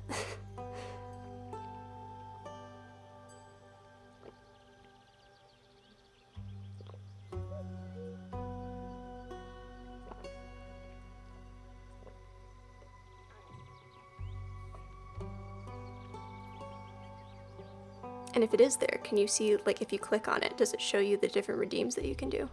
You're in mod view. It should still show up in mod view. There should be, like, under the little bar where it says send a message, there should be, like, a little symbol that has a number next to it in the bottom left corner. If it's not there, if you don't see anything, then I know it is not active.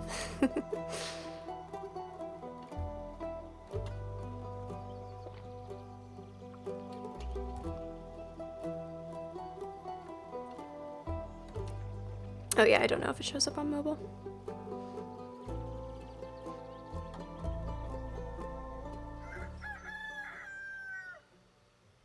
I keep meaning to ask about this and then forgetting to do so.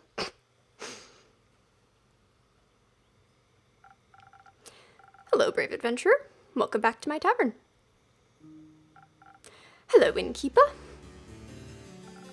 How are you doing? These past few days have been quite eventful. It's not showing up. Okay, good to know. I'll look into that. Because I want that to work, because that, like, gives little random redeemed things and rewards for watching the streams. I'm feeling so inspired. My first real adventure was so utterly exciting. I haven't stopped residing in my memories ever since we returned. When I got home, I immediately started writing everything down, so I wouldn't forget anything.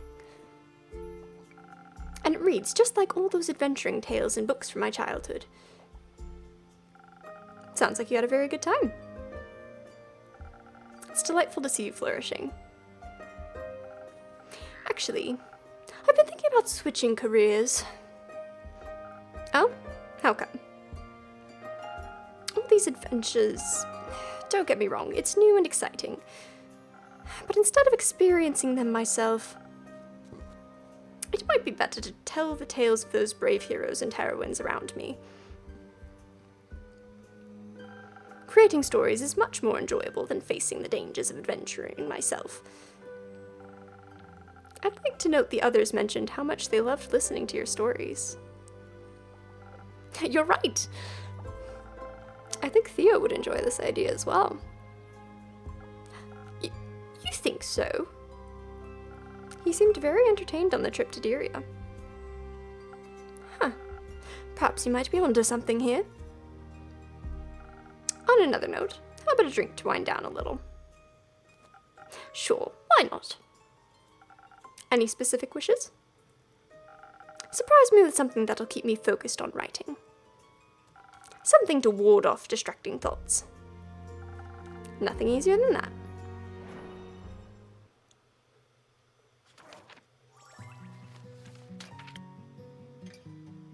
Steel tonic. I feel like, is there a defense buff that also gives, kind of gives charisma, either charisma or intelligence? I'll go with that one, because that gives some charisma.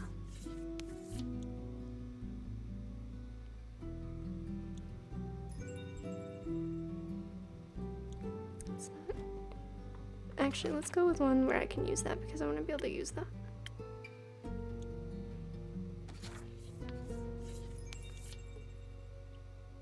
I don't think I can use that. Whatever.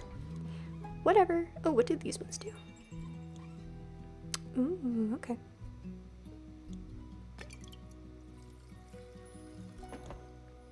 What is that actually?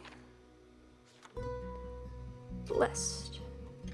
Blessed with divine magic of the dragons, adventurers have a much better chance of fighting the undead and other unholy creatures.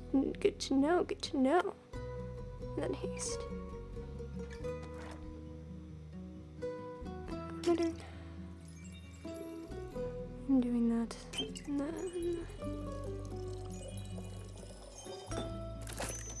Yeah.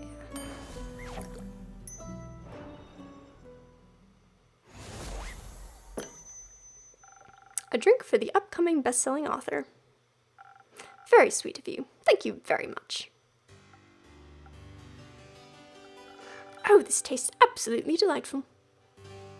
I can already feel the words aligning and patiently waiting to be written down. Don't mention it. I'm always happy to help. Speaking of which, have you by any chance heard of Melina, the famous detective? As it happens, I have. You get to know quite a lot of people when you run a tavern, you know. Have you seen her recently? Sadly, not in a while, no. I last saw her at least a week ago, if not two. How curious that you also know her. Meeting such a well-known detective is a fantastic source of inspiration and exciting stories. I've heard stories of her solving the case of the lost familiars in Zoford. Yes, she solved the case alongside her trusty assistant. Ah, how inspiring. I'd love to tell her tale someday. Maybe I'll combine it with some of the rumors I've heard about this one mysterious place in the southwest of Fizoa. Oh, which one might that be? It's a wizard tower, a magical place full of puzzles, mysteries, and magic. I've heard tales of it harboring hundreds of books containing lost and forbidden knowledge. But that's not all. There are treasures of unfathomable value and magical trinkets as well. What an exciting thought for a young detective to stumble upon a place like that. Definitely a story I'd read. Promise to send me a copy, please. Oh, but of course, I'll deliver it to you myself. Escape room. Wizard Tower escape room. You know, even if we might be a few years apart, seeing her reminded me of my own childhood. Sure, the circumstances are completely different, and I was never allowed to wander off by myself. But she seemed a little lonely, just like me back then. Always looking for my own adventures, though she found them in the real world.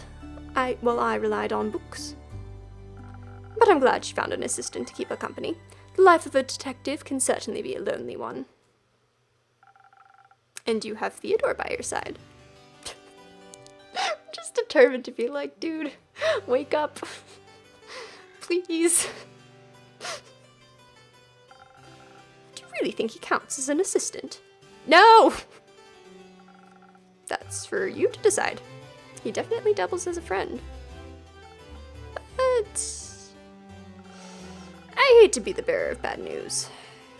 But, well, Melly has been missing since the Twilight Flood. Love to see a companion game to this where you can go on the quest and visit the tavern. Yeah, that would be fun.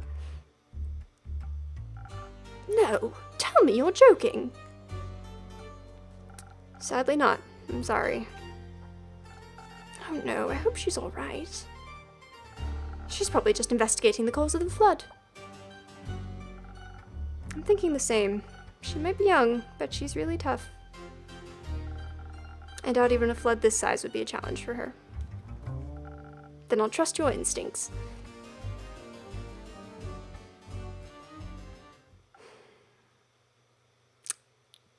The glare. Kumo, it's great to see you. I've solved it. Solved what? My parent problem. I've solved it. And how did you do that? It's simple. I'm here to ask you to write up and hand out a quest for me. A quest to find them. And to kill them. Sorry, did you say kill them? Yes. Why do you want to kill your parents? Isn't it obvious? Can't say it is. Their death is what set me on the bleak path that is my life. It led me towards my destiny, my purpose. Which would be stealing, revenge, edginess.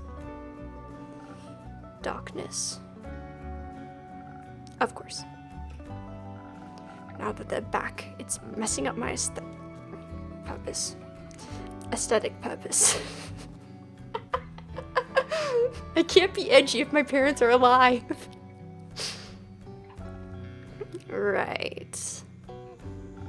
So I must take destiny back into my own hands. Why not talk this through instead? Talking doesn't solve anything. Might make you feel a little better. And less murderous? No. I must embrace who I am. And for that, they must die. So please, Quest, have it done quickly. As you wish, I'll set it up for you. Thank you. I shall leave you to it. Before you go, how about a drink for the road? Maybe one that'll have you talking about something other than killing your parents? Yes, I shouldn't allow them a warning, so I must be deceitful about my feelings. I'll see what I can do for you.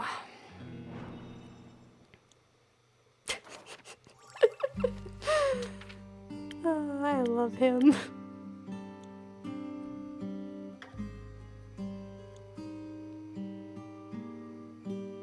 I mean, this is what he's asking for. Avoiding unwanted questions, being charming and elusive. But I think he needs some stress relief. You know? I think he needs some stress relief.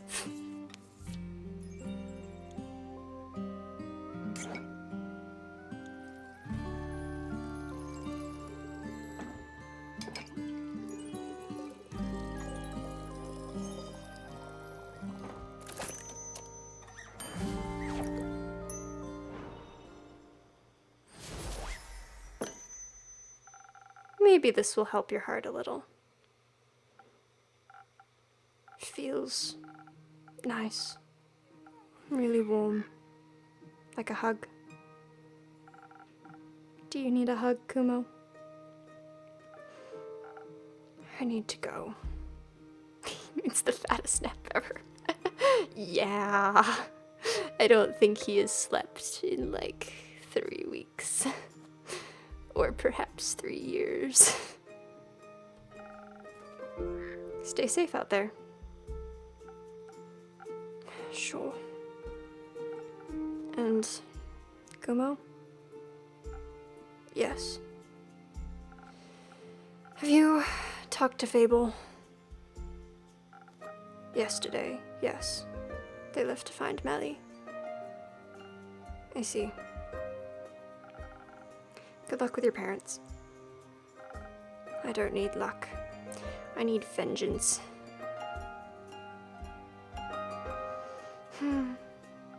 Does he need help? Yes. Do you want to help them kill their parents?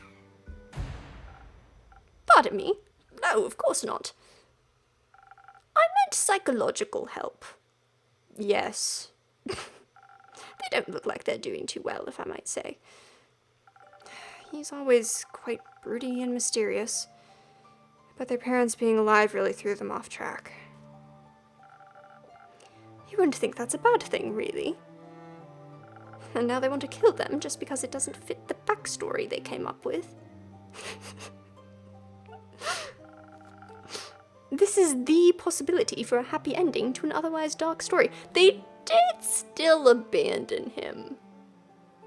Like, straight up. Like, it's almost a worse backstory. They practically faked their deaths to abandon him. Like, I can see where he's coming from. Like, this is not a, I need to make my backstory be dark. This is, these people abandoned me when I was like 7, forcing me to join a thieves guild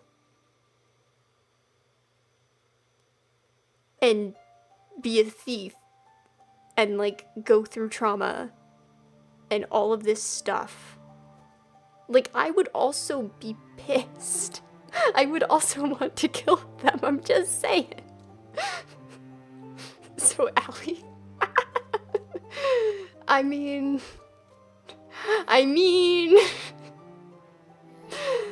The difference is she doesn't think they're dead. She knows they're alive. Which is also perhaps worse.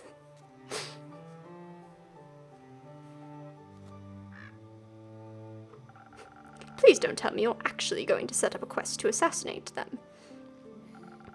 I am but a mere innkeeper to this tavern. I'm just following Kumo's wishes.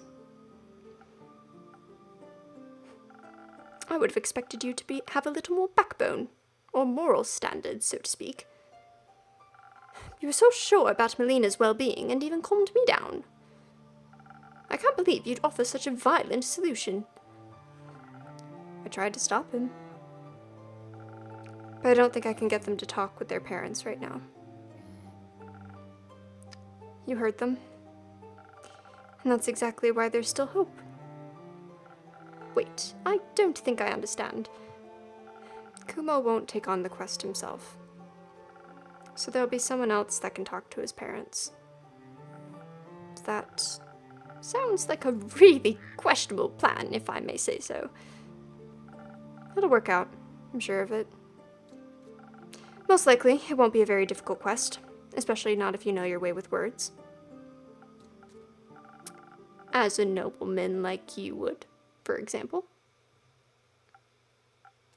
Oh! Well, I'm still certain this isn't a quest for me, even though I could probably do it. What if the situation actually escalates into violence? I wouldn't know what to do. No pressure. I just wanted to make an offer. Do you want a different quest then? Weren't you listening? I don't think I want to be an adventurer anymore. Hearing Kumo just now has amplified my doubts. I never want to have to kill anyone ever again. Being a murderer is not how I envisioned my life to be. Of course not. But I also don't know in what direction my life is headed from now on. My heart is still so full of excitement after my last adventure.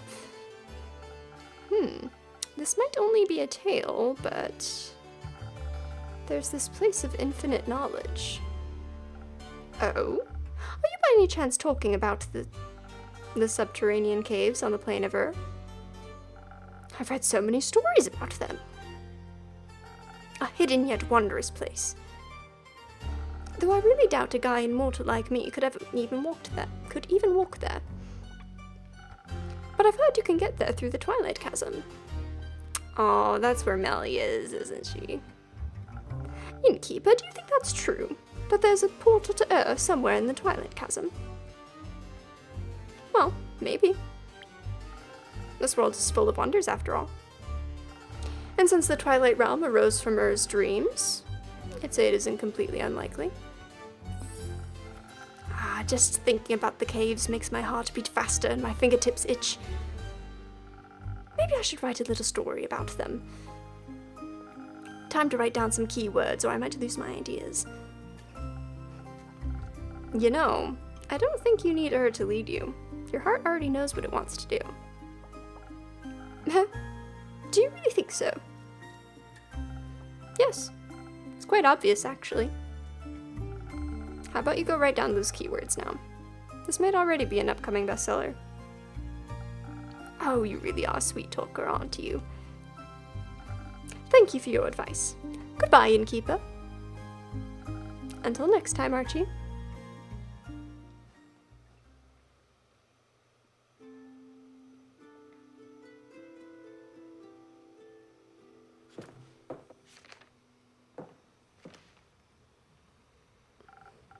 Good evening, Carolyn. Evening. Has boredom already caught up with you again? It's always on my trail. Guessing this quest is still free? Not for much longer, it seems. Haven't had enough of the undead yet. I've got practice with them now. Might as well make some use of it. Fair enough. Thought you'd be looking for Melly instead. Can't say I'm not worried about the little gal. But Fable's already on it. I trust him. And I trust Melly too. To come back, I mean. She promised me we'd see each other again soon. I'm learning to believe in people's words. You should too. I do, but trust is a scary thing. Everything's scary if Fable's to be believed. Might as well pick the fun horrors to commit to. Like the undead? Exactly. I also gotta check up on my cousin. Those undead snails are sounding a lot more concerning right now. At least they're even slower than the regular undead. Very common, thanks. Want to take Archie along again? He might be the calming presence you're seeking. Under no circumstances. No. What if you get bored? He has very good stories to tell. Shut up. How will we talk about...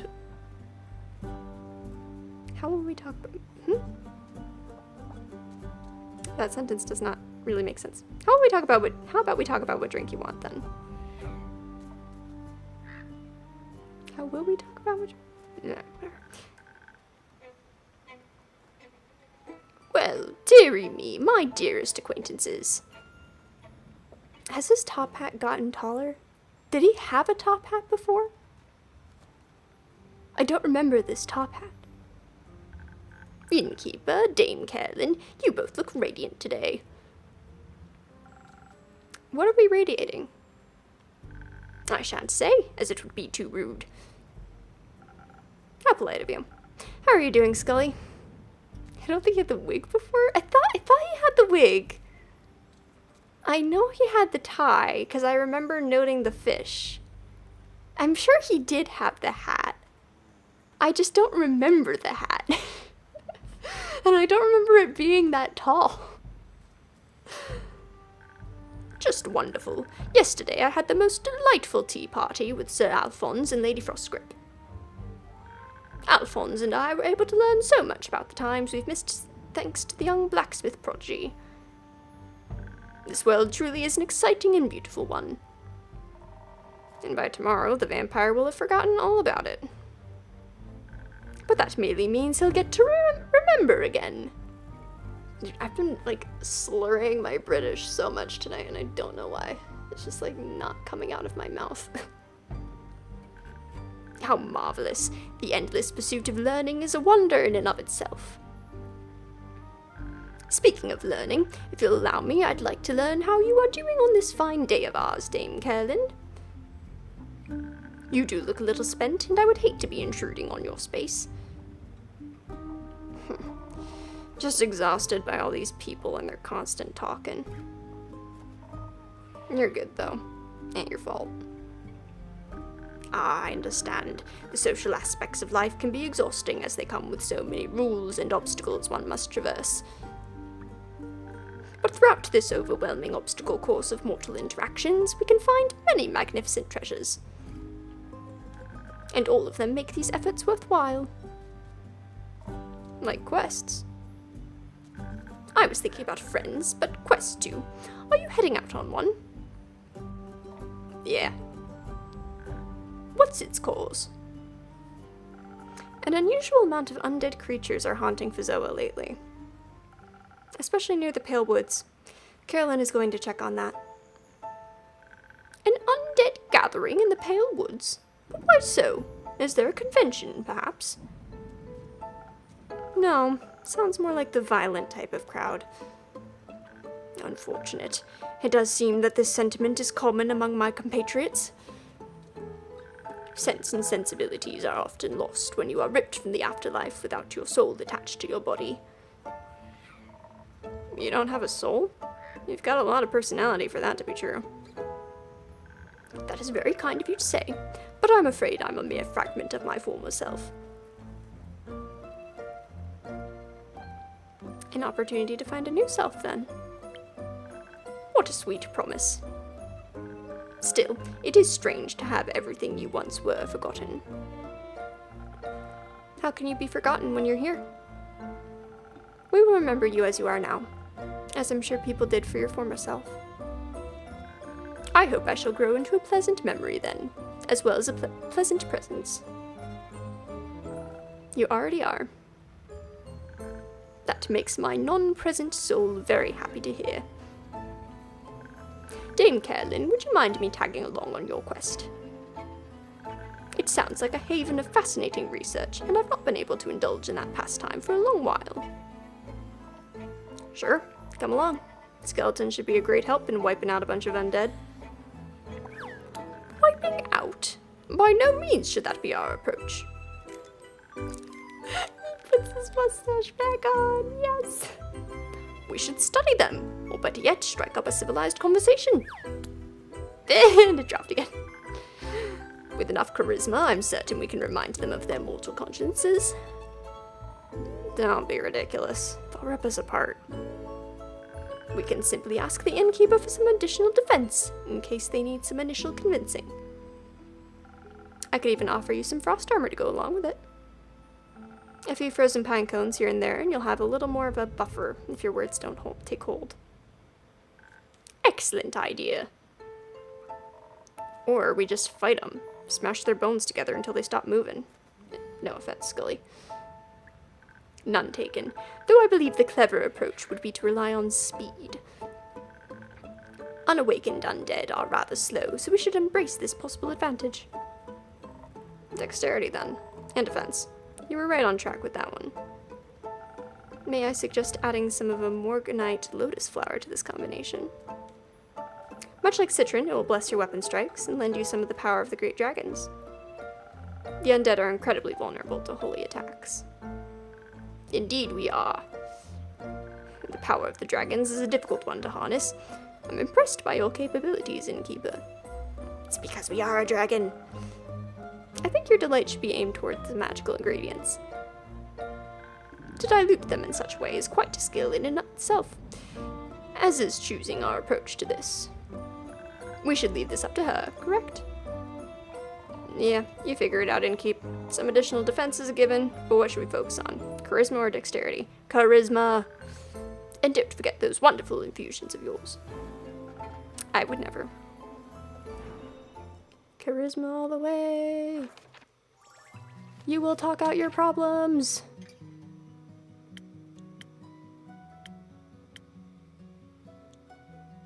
Thousand Winds seems right.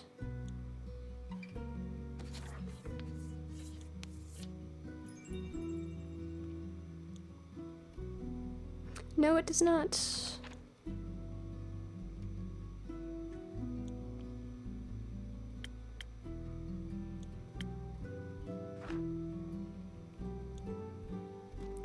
Broken Heart? Yeah. There we go.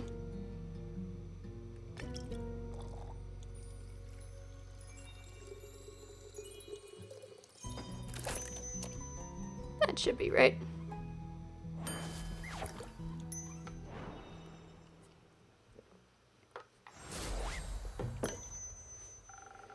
I would like to think that not all of these souls, or bodies, are fully lost.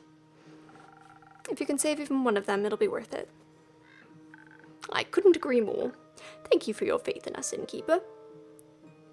Ugh, I guess I'll give them a chance. But if they start gnawing on your bones, I won't hold back. I'm counting on it. Come on, let us make some new friends. Enjoy your travels, your conversations, and your battles.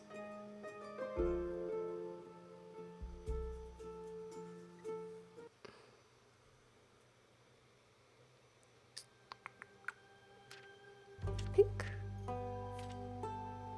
And pink. And pink. The only solution to your parents faking their death is to hire a hitman, clearly. Fingers crossed this will pass through youth protection.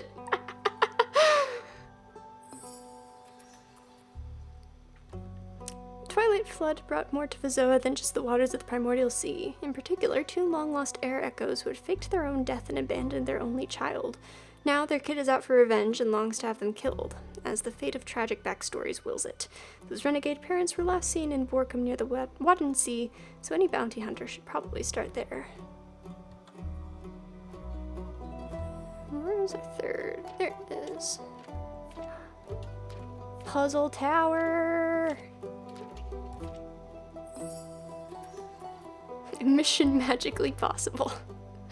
The Wizard of Morlia has abandoned his tower on, well, Morlia, a small island near Niverduff and Dalwell. As is custom for a wizard's tower, it's said to be full of alluring treasures, gold, magic items, forbidden knowledge and spells, anything your looting heart desires. But be warned, the wizard is known to have loved puzzles, mischief, and contraptions, so don't forget to check for traps.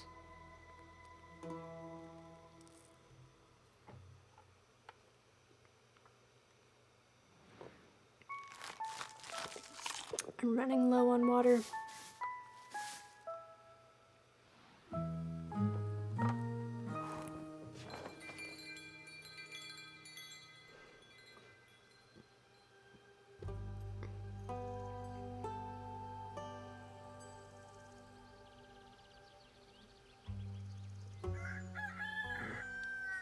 I'll do at least one more day.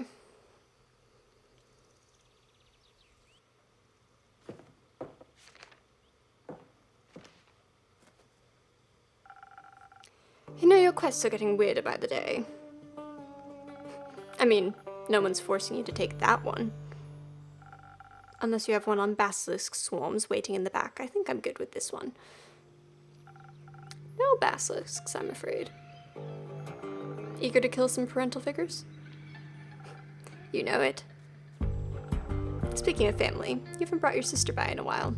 How is she? I don't know. We no longer speak. Oh, I didn't know that. You two were unbeatable when it came to bar fights. Yeah. I love her, but she's become a little too much like our parents, so I need to love her from afar. I wouldn't be loving myself very much. I'm sorry to hear that. Cutting her off must have hurt a lot. Must still hurt a lot. I've come to terms with it. Came out stronger in the end. It's all I could do. Maybe. But the wounds stay, don't they? People wound you. That's what they do. They can also heal you. That's a false sense of security. Eventually it all falls away. Not everyone is doomed to become your enemy, including yourself. And I think you're doomed to say the weirdest things possible whenever you get the chance. It's a blessing, not a curse. If you want to see it that way. This rogue guy got any siblings? None that we know of. Their parents kind of faked their deaths, abandoned him when he was very young. They haven't exactly been writing postcards. I guess no one would handle that very well. What do you think about the whole killing them measure? Adds up to me. It does? Yeah. Not like they've ever faced any real consequences for being shitty. Always falls on the kids, doesn't it?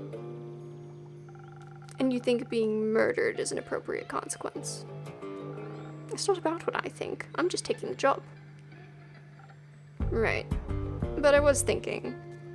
Think less. Or rather, think about what you're going to mix for me instead. So you're not even hesitating. I'm a bounty hunter, innkeeper.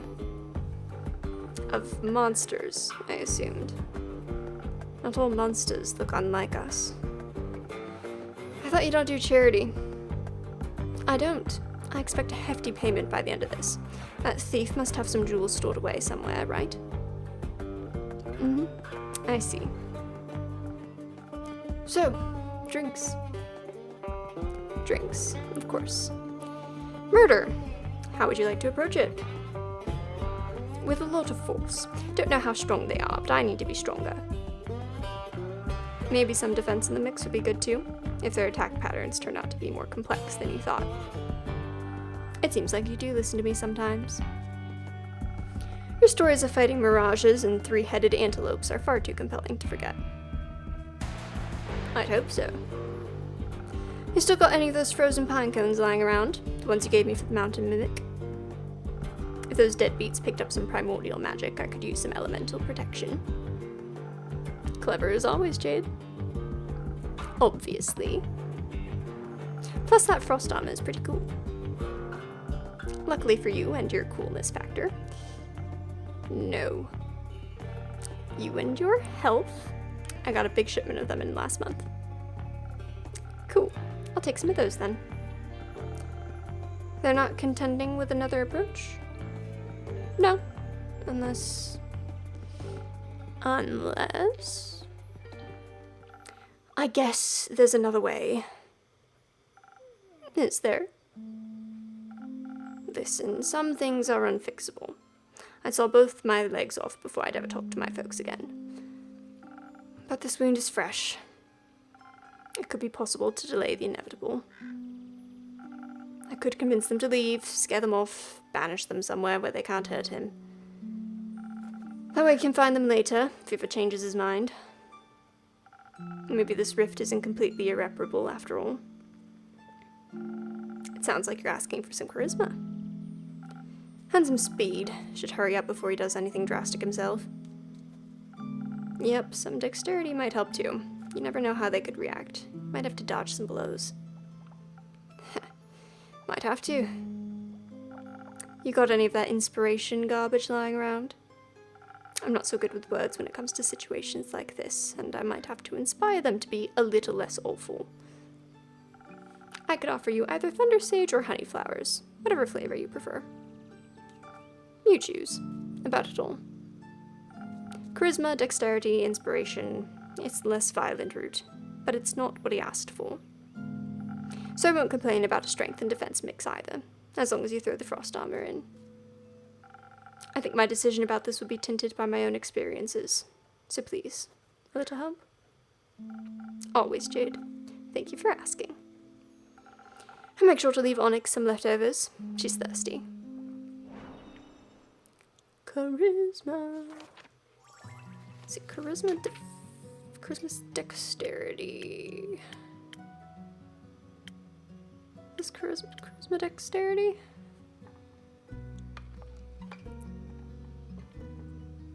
I'll go with that. Just thunder sage, not thunder sage. Honey flowers. Yeah.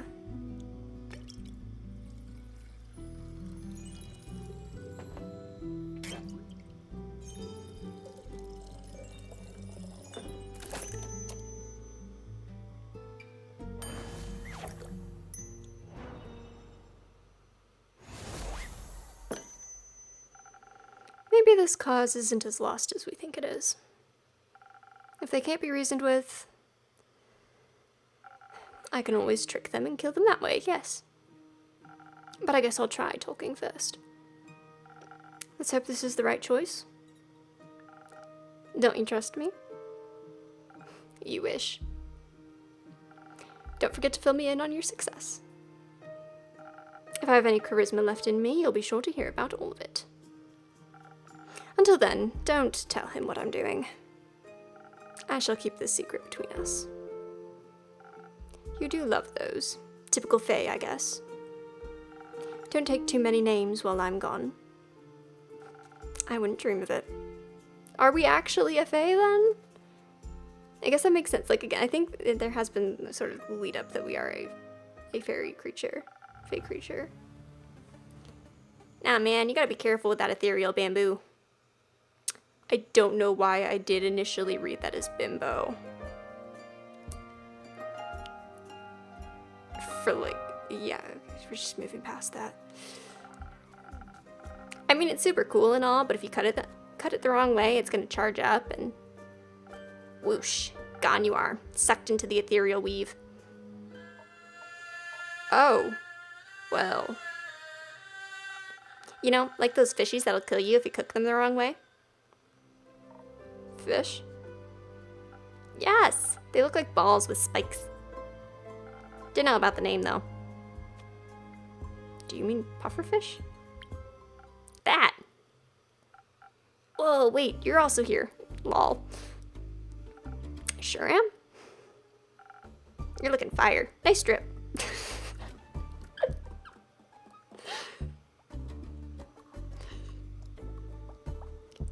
I don't use Gen Z slang.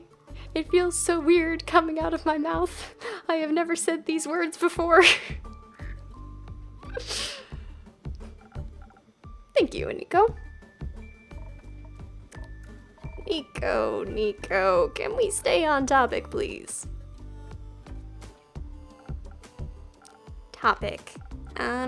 Right. So I heard any type of vibration can trigger a small rift. It's younger Gen Z slang, yeah. I don't think I've ever actually heard anyone in real life say these things. But I know they do. It's like disturbing a sleeping dragon. Wrong move and the world's faltering and whatnot. So, you're saying if I use my bow the wrong way, I could open up a rift and be lost in the ethereal weave. Bet. Would suck big time, but alas. Though, can't be entirely sure. I mean, what's the fun in knowing everything for sure? Don't be basic, embrace the chaos. As long as you don't play any wrong notes, you should be fine. Nothing easier than that, especially under pressure. Especially then, I'm sure. Then you have nothing to worry about, friend. Might even come in handy one day. The person who made your instrument must have had at least, like, one thought about making it like that. They did. Many thoughts, actually.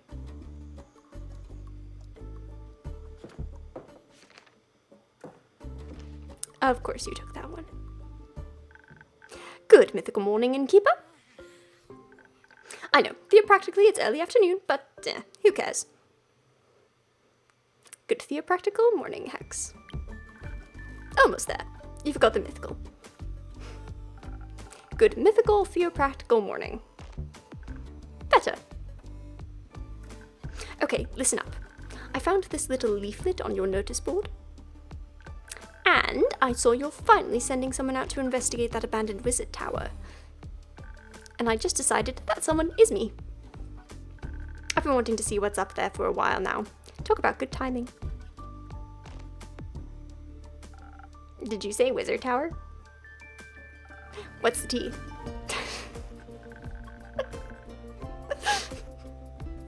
Well, there's an abandoned wizard tower near Nivadath on a small island called Morlia. Ah, the one with the worms. I think you can find worms in any ecosystem. That's what they want you to think. What does that mean? Sure. Either way, no one has seen the Wizard of Morlia in quite some time. So they say. And I've been dying to know what he might be hiding in his tower. I bet lots of explosives. I'm more hoping for scrolls of ancient magic and semi-cursed objects. Oh, and of course books of forgotten knowledge. Rumor has it he left behind quite the hoard of peculiar trinkets. Surely, after all, as it states in this leaflet, traps, puzzles? Must be something very valuable hidden in there. Maybe even the key to immortality. Or they were bored. Admittedly, I don't design puzzles when I'm bored, though. I blow things up. I love when things go boom.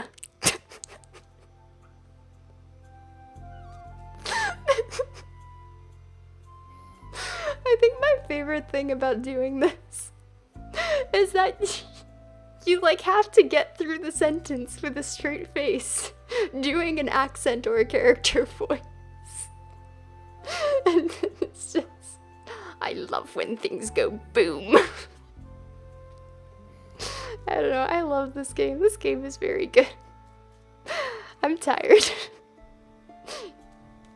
Same. You know what?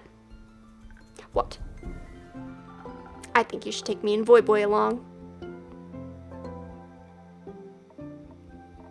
Listen, you say trinkets and I'm all in. This is not the trio I would have expected, but I'm here for it. I mean, The entropy we'd create if we traveled as a trio would be immaculate. We'd be able to tackle the wizard's puzzles and deathly traps with wits and violence. And music.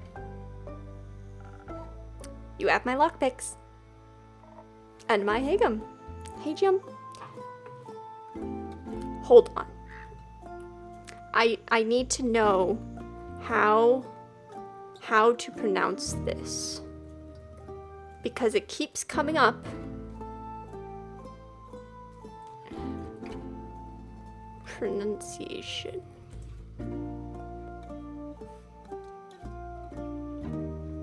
It's a Korean instrument. Hagum. Hagum. Okay. That makes sense.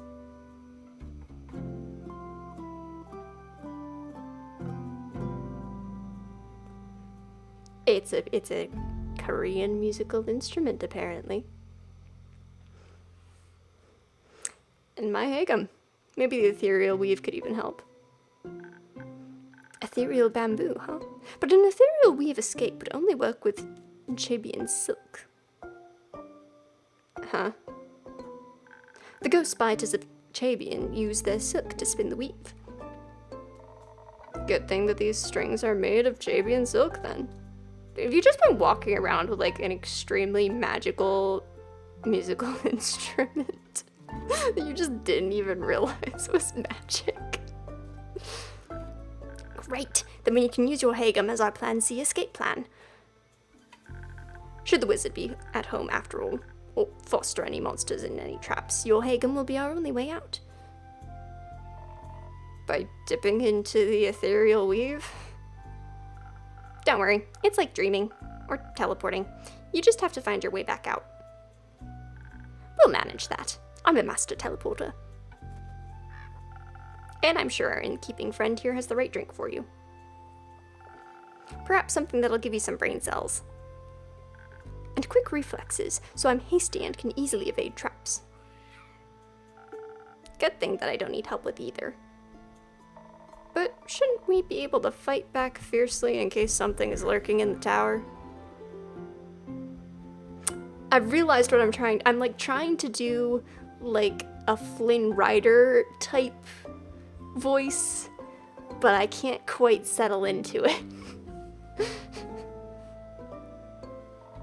Lots of traps probably means lots of fire, so fire resistance would be helpful too. Fighting sounds good. I'd love to kill something, but I hate making decisions. I think the innkeeper should decide what to make. Okay, so something strong to barge in and fight our way through, paired with fire resistance to survive lethal traps. Or something for our brains that gives us focus infused with haste. I'll see what I can do, but don't hold me responsible for whatever ends up happening. We would never, ever. Intelligence. We go intelligence. Intelligence, dexterity.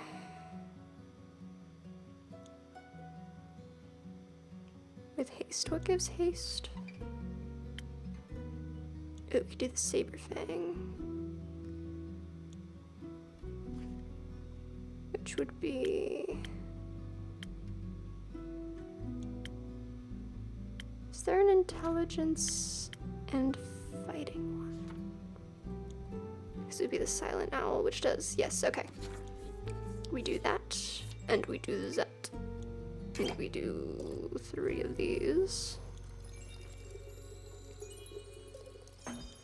And we do 1 of these. Yeah.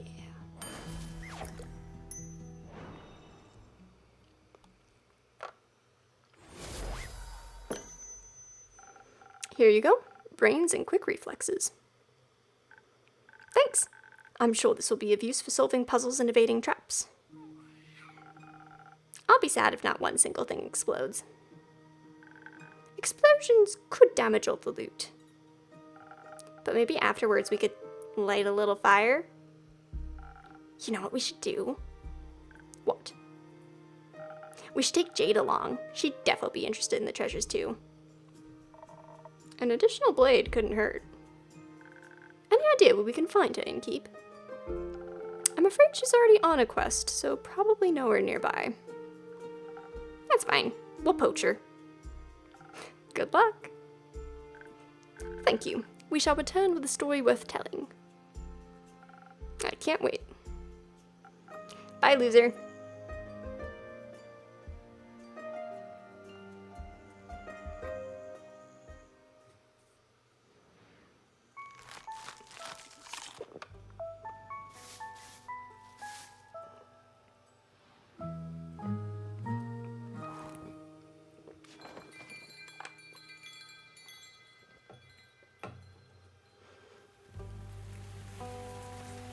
I should stop, but I don't want to.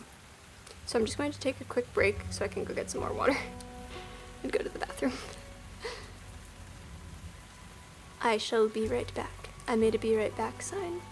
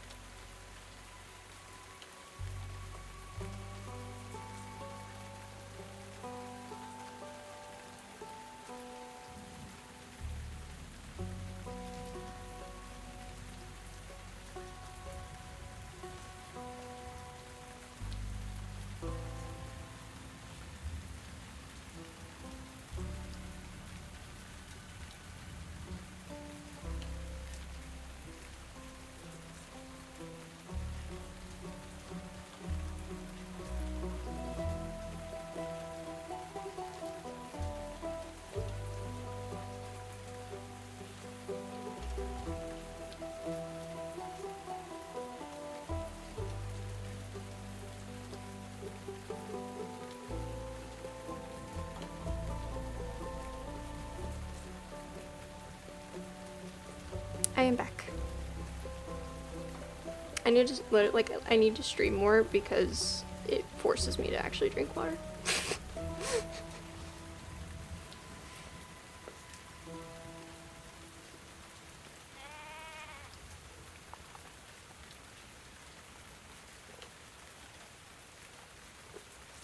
Hello.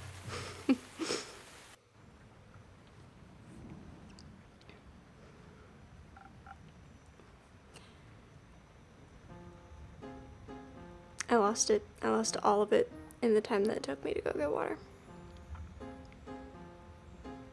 Hello, Winkeep. Look what I found. Looks like a rare specimen of Archie to me. I'm one of a kind. Oh, you two know each other already. Of course you do. You know pretty much everyone in this city, huh? Of course I know him. He's quite the celebrity in town. Oh, I suppose I am. He's Zenith's most famous author. He even survived an assault by hordes of the vicious undead. Author? I guess I really am an author. Yes. Bummer. And here I thought I could surprise you. How did you two meet? I think he spotted me on the street. Must have thought I had a lot of stories to tell, so he asked me if he could write my biography. What a unique way to call someone old. But she does have quite a lot of stories to tell. Archie, how many manuscript topics do you want to collect before you actually finish something? You don't have to call out every writer ever like that, game. Well, you see, it's always important to collect ideas. Life itself is the best source of inspiration for any artist. Look at him. He's so eager to write, I just couldn't refuse that look in his big sparkly eyes. Writing down ideas is so much fun. There's the magical detective story. Theo's and my adventure with the undead. And now Una's biography as well. It's fantastic. I suppose you're right. Una, how come you want your biography to be written now? I don't really have a reason. I'm old, and I've seen a lot of stuff. It'd be sad if all that knowledge went to waste, right? It's not like you'll disappear any second now, is it?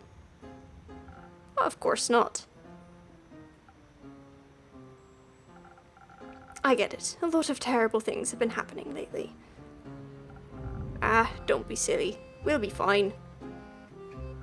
It's always nice to see most of your friends return during times like these. Most of them. Stuff like this happens every few decades. It's completely normal. If you say so. Are you going to pay Archie accordingly, though? That's what I'm here for. I'm gonna pay him in drinks. And I also could use a little refreshing drink myself. Aye, gotcha. Anything specific you'd like today, Archie? Just the same as always. A drink to stay focused on my writing, to defend my brain against all those distracting thoughts. Coming right up. I don't think defense is actually the thing that you're wanting here. Like, defense is a very specific kind of thing, you know?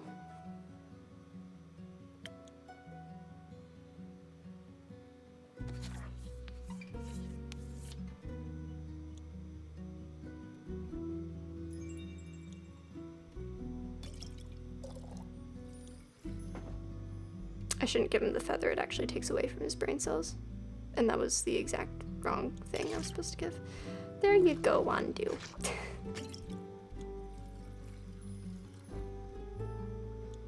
Maybe I need the brain juice.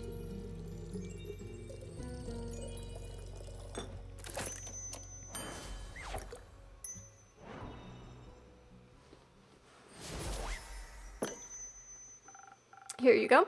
A drink to boost your concentration. Thank you very much, dear innkeeper. This is delicious. I can feel an irresistible itch in my fingertips already. I'm always happy to oblige. So Una, what's it for you today? Maybe something that'll give me enough strength and energy to tell this whippersnapper every little detail of my life. Yeah, that sounds about right. Alright, give me a quick second, I'll be back with your drink.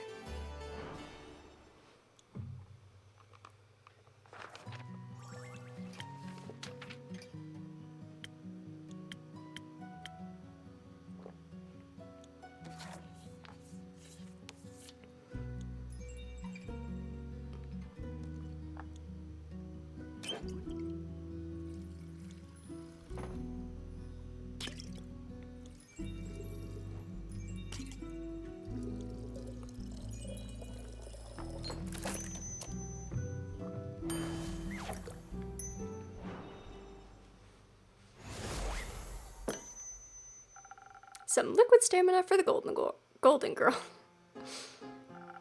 Let's see if your skills are to be trusted and keep. Oh! Archie, I hope you're ready for at least 600 pages. That's a lot. But you already agreed, so you don't have a choice. And now, my dear Archibald, we'll begin with the writing. Thank you for your hospitality, Innkeep. I'll see you later.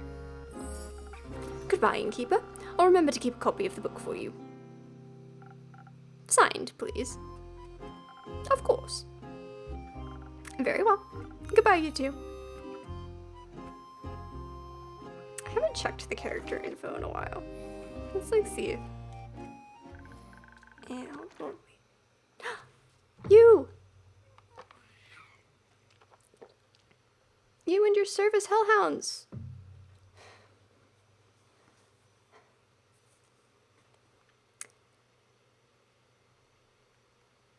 Finally, my service beast and I have returned. Welcome back, Minthy. Good to see you, Innkeeper. And surprisingly, your tavern's dry interior. I thought you might be appreciating the dampness of almost everything nowadays. Maybe wild underwater, but wheels and mud do not mix. On land, I appreciate structurally sound and smooth wood flooring much more than its soggy alternatives. That bad? You would too. Just step a few minutes past your tavern. Then you might get an idea of the things jammed in my spokes and smushed between Casket and Kane's toes. I'll pass. And besides, stories from my patrons are much more enjoyable. Speaking of, how did the pearl hunt go? Honestly, it wasn't all too eventful, but before I go on, I could do with one of your drinks, Innkeeper. Something to keep my mind clear of any irrelevant distractions from the journey back. Let me see what I can do.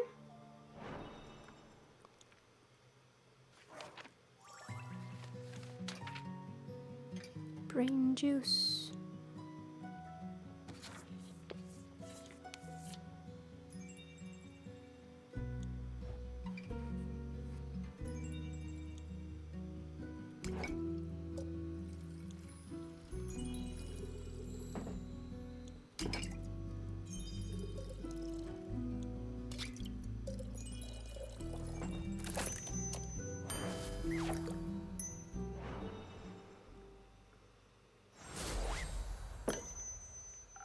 May this inspire boundless creativity. Just what I needed. If only I had a boundless supply of this drink while writing at my desk. Unfortunately, my establishment doesn't do deliveries. What a shame. But before you go on, I actually have something else for you. Ah, and here I thought I'd have to needle for it again. What a pleasant surprise. My favorite kind. Here, a completely proofread manuscript. I hope. I'd certainly hope it's completed. Since my retrieval and your proofreading have been such a long time in the making, yes? Right. Long in the making. You should probably wash that red ink off your hands before it stains your mugs. Oh, right. I was editing my recipes all night. Crazy story, actually. For another time, that is. I see. I will say, it's good to have these papers back in my hands. May I inquire as to why you asked for them back now? I've decided to finally publish the book. What I have written about, it's very dear to my heart. And I'm happy to finally get to share my writing with the world. Minthy the author. Has a nice ring to it. It'll be Mackenzie Catherine Pichon, actually. A very nice pen name. It was time I finally chose one, and something universal at that. Procrastination is a curse all of its own. It sure is. So, about the pearl, or pearls? Protection pearls. Like I said, it wasn't too eventful. I had tea with the Banshee of the Lonesome Lagoon, and she traded me the pearls for objects of her desire. Mostly I promised her a signed copy of the book. Good for her. You know, I've been meaning to ask, if I may, what do you need the pearls for exactly? I know you're often looking for them, but I was never quite sure why.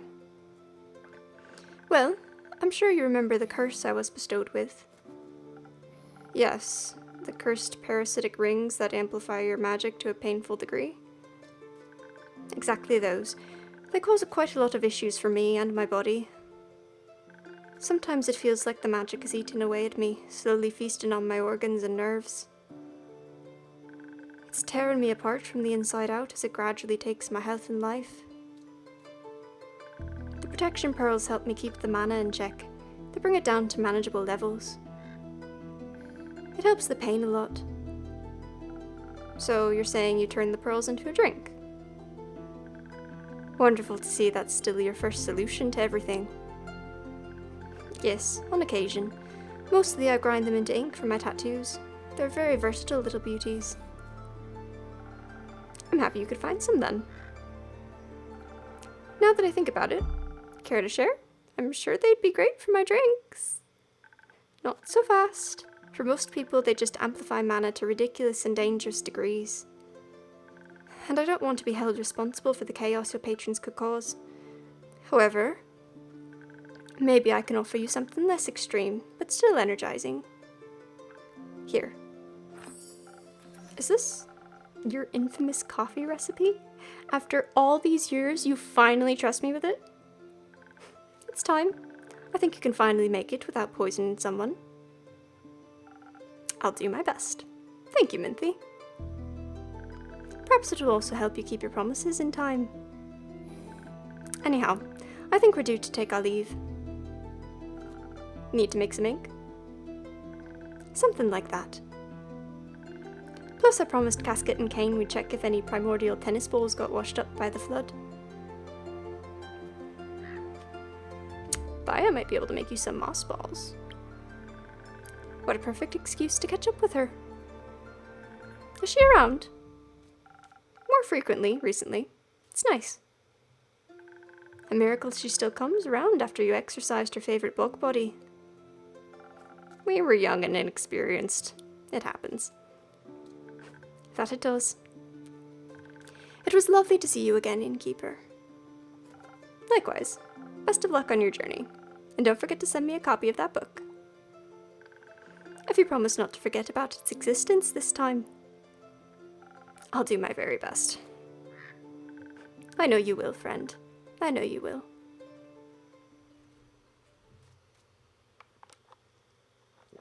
She's such an interesting character, actually. I want to know more about her.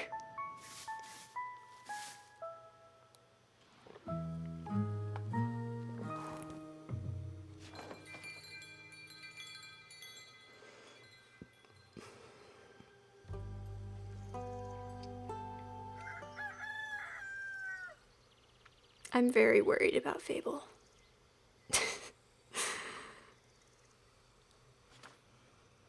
And Melly. Jade, welcome back. Was your quest successful? When have I ever failed? Well, you do look surprisingly unbloodied. Also, hello, Kumo. Kumo? Who's Kumo? That guy. New name, I'm guessing. No. No names here. Never had a name. Don't even know what names are. I love him. Am I just supposed to go along with that? You're supposed to make me a drink. Then we can talk. Fair enough. What can I get you? I've still got plans after this, but Onyx is pretty tired. So give me something that'll get to keep up with my speed, if I let her have a sip. Anything for Onyx. Pet the turtle.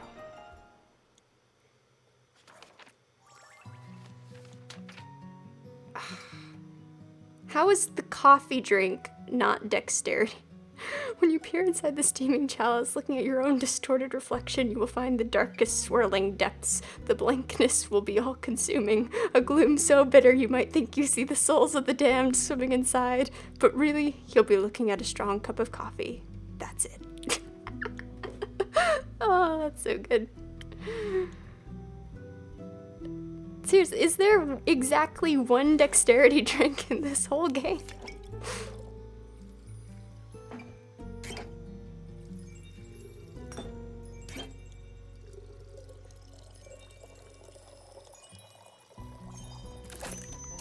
Pet Ondio. Yeah.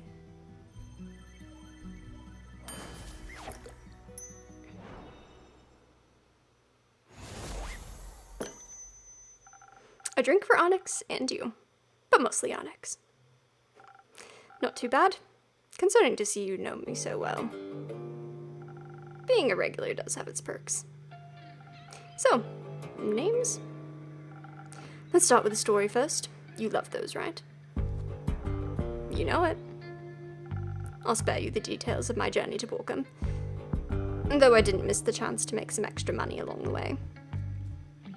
Everyone thought I was the right woman for their jobs. They helped me with the quest, too. Squeezed a good description of the renegade parents out of some Red Dune merchant, who was in a deep dispute with Blue-Crowned Elephant.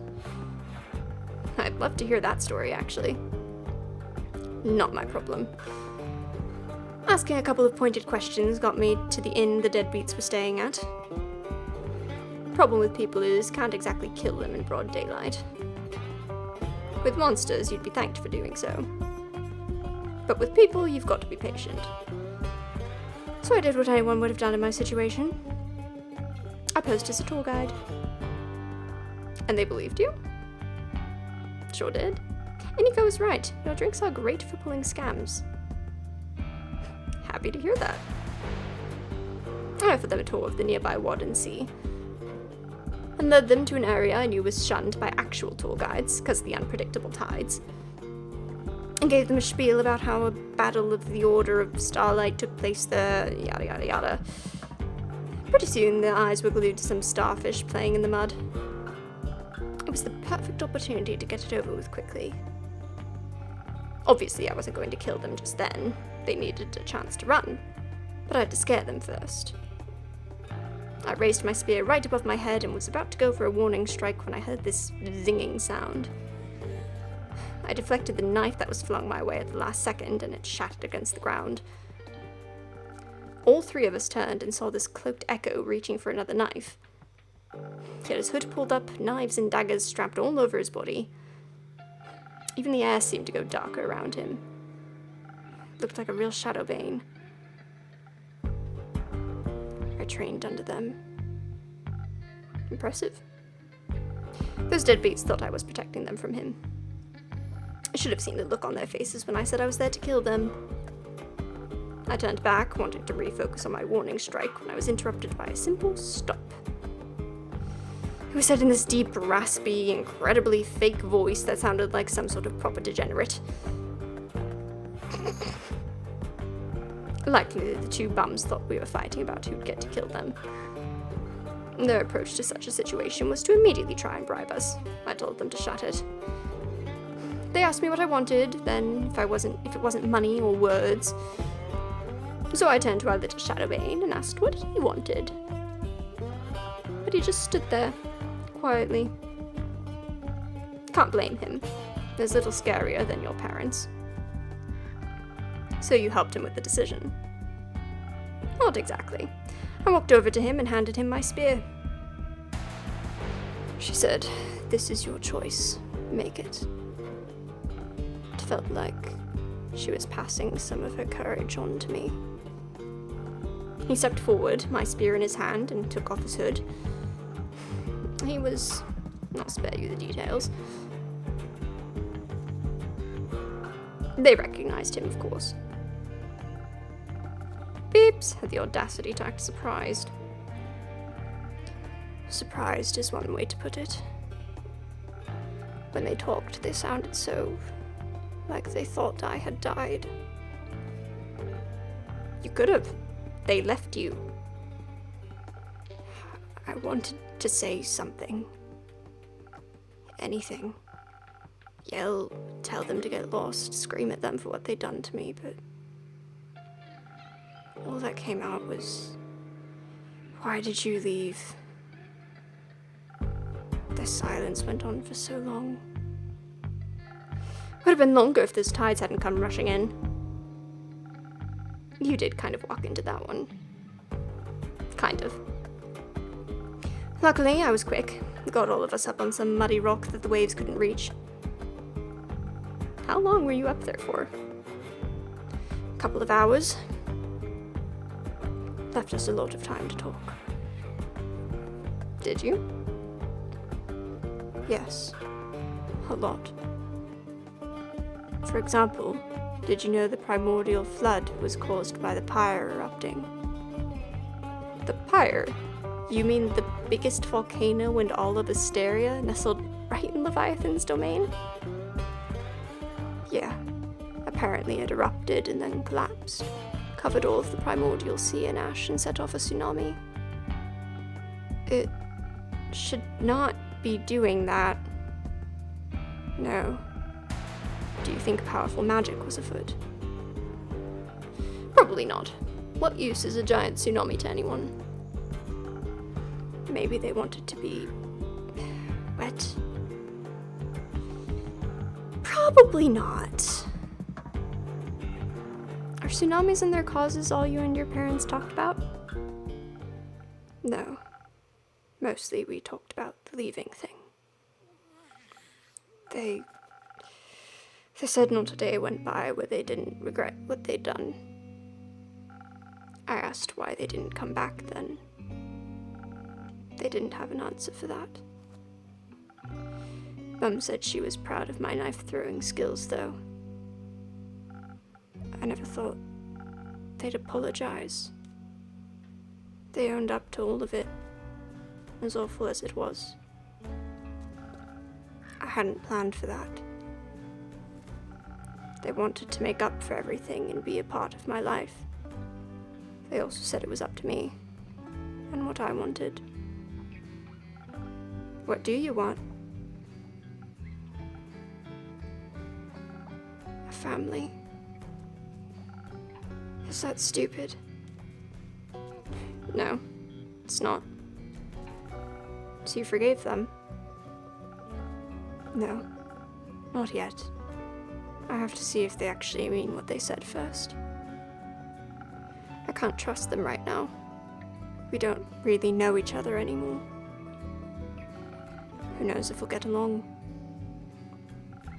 But they did say they want to get to know me, and I think I might like that too.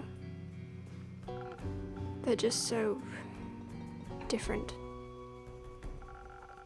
It feels like I'm angry at people that don't exist anymore. You're still allowed to be angry. Even if they changed, they hurt you. Neither forgiveness nor forgetting is required. It just feels unfair, like I'm harboring resentment for ghosts. But I'll try to be honest with them. I owe that to myself. Plus, Jade threatened to decapitate them if they ever hurt me again.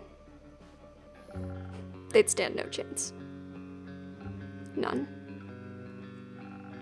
Could I have a drink now, too? Sure. Let's trade. Right. A secret. No, a name. I assume Jade didn't know you as Kumo because your parents didn't call you that. Correct. We get name reveal. Name reveal. What did they call you then?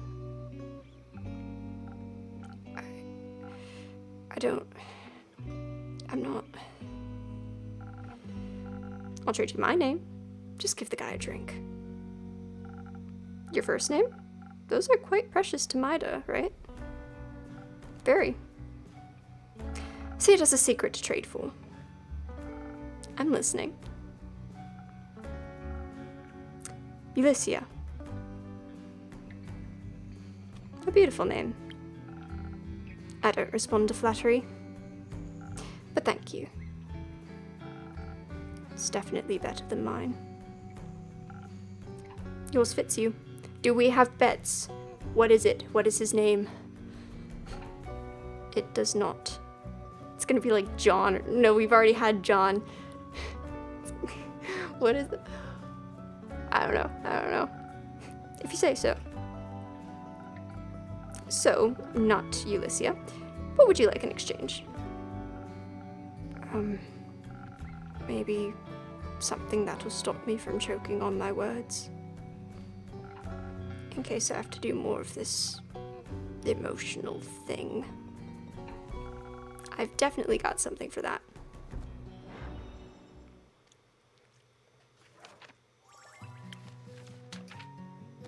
I will just pump this man so full of sunny breezes.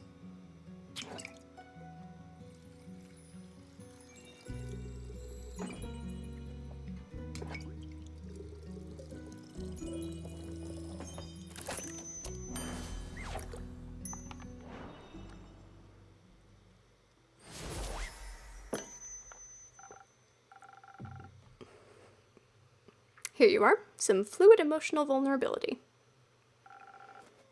Tastes a lot better than it sounds. Feels a lot better too. Maybe. I still need to call you something else though, if Kumo is out. It is. What have you got for me then?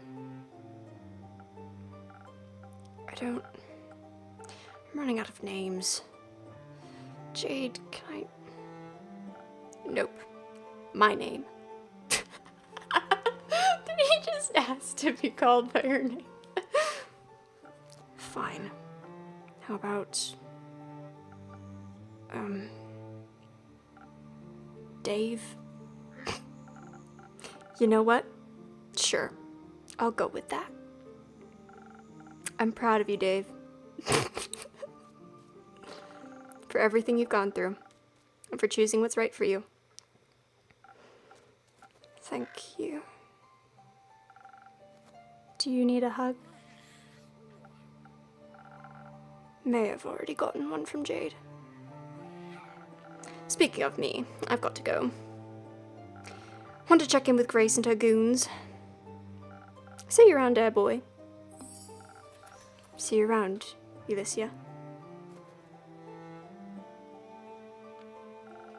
What about you? Care to linger a little longer? I need some time to think all this over. Maybe even feel it, too. Is Fable back yet? I think cheesecake would make for a great distraction right about now. No. I thought maybe you ran into them on the way back. I didn't.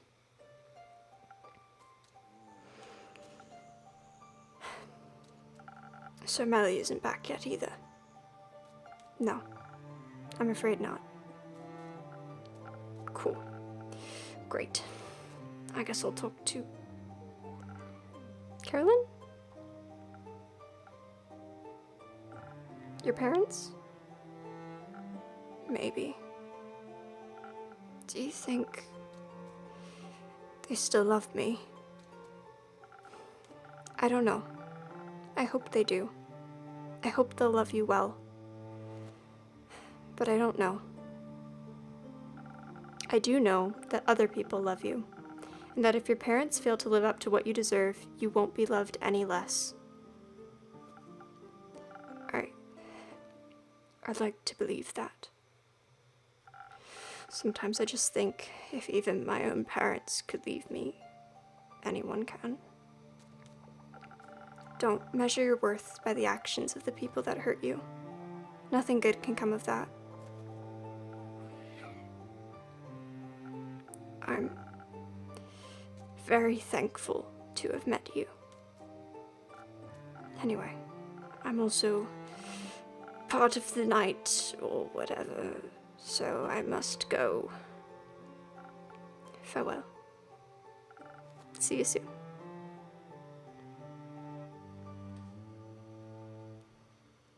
I'm playing until we get Melly back.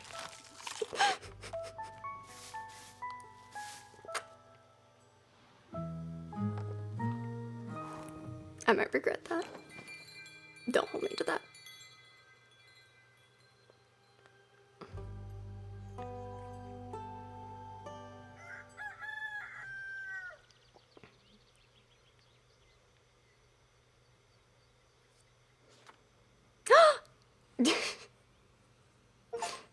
We found her! Innkeeper! Surprise! Nice to see that you're back. Is Fable with you? No. Should they be? They were looking for you. They aren't a very good detective then. I'm happy to see you're well, Melly. Everyone was very worried about you. Why? I'm great at taking care of myself. You are. But where have you been all this time? Investigating things, obviously. Like the flood. My investigation led me to Morlia. Or more like, they did. Nico, Voy, and Hex, I mean. I followed them to Morlia. They were talking about mysteries and puzzles, and I'm trying to solve a mystery, so I couldn't let the opportunity pass me by. You're lucky. People usually pay a lot of money to spend time with me. She's 10. Please stop. Why? Because I'm, like, famous? But I didn't go there because of you. I was following clues. Okay. Oh, he's so sad. I stayed outside. My case isn't about a wizard. Not this time. Where's Hex, anyway? You know, doing wizard things. Like arson? That would have been fun. But instead he chose to study. He immediately wanted to check out the spells we found. Though he seemed pretty disheartened. How come? Not sure. I guess he didn't find what he was looking for. Maybe because the world's greatest treasure was already traveling with him. What would that be? Me? Never mind. He told us to keep an eye out for any time, magic, or razzle-dazzle. But we found nothing. At least you managed to get inside and return safely. Yeah, the way there was easy peasy. We got there thanks to Nico pulling off a shape-shifting trick and pretending to be a merchant. Stole some guy's coat and face and used his reputation to secure us a boat ride to Morlia. Said I wanted to meet with a real estate agent from the Majocracy to buy the island. That word trips me up every time. I told them to pick us up in a week or so. By then we'd be far gone. What happened once you reached the island? I'm quite intrigued. And before we tell you anything, I'd like a drink. Something that goes down like honey and will make my poetry flow like a wild river. Nothing easier than that.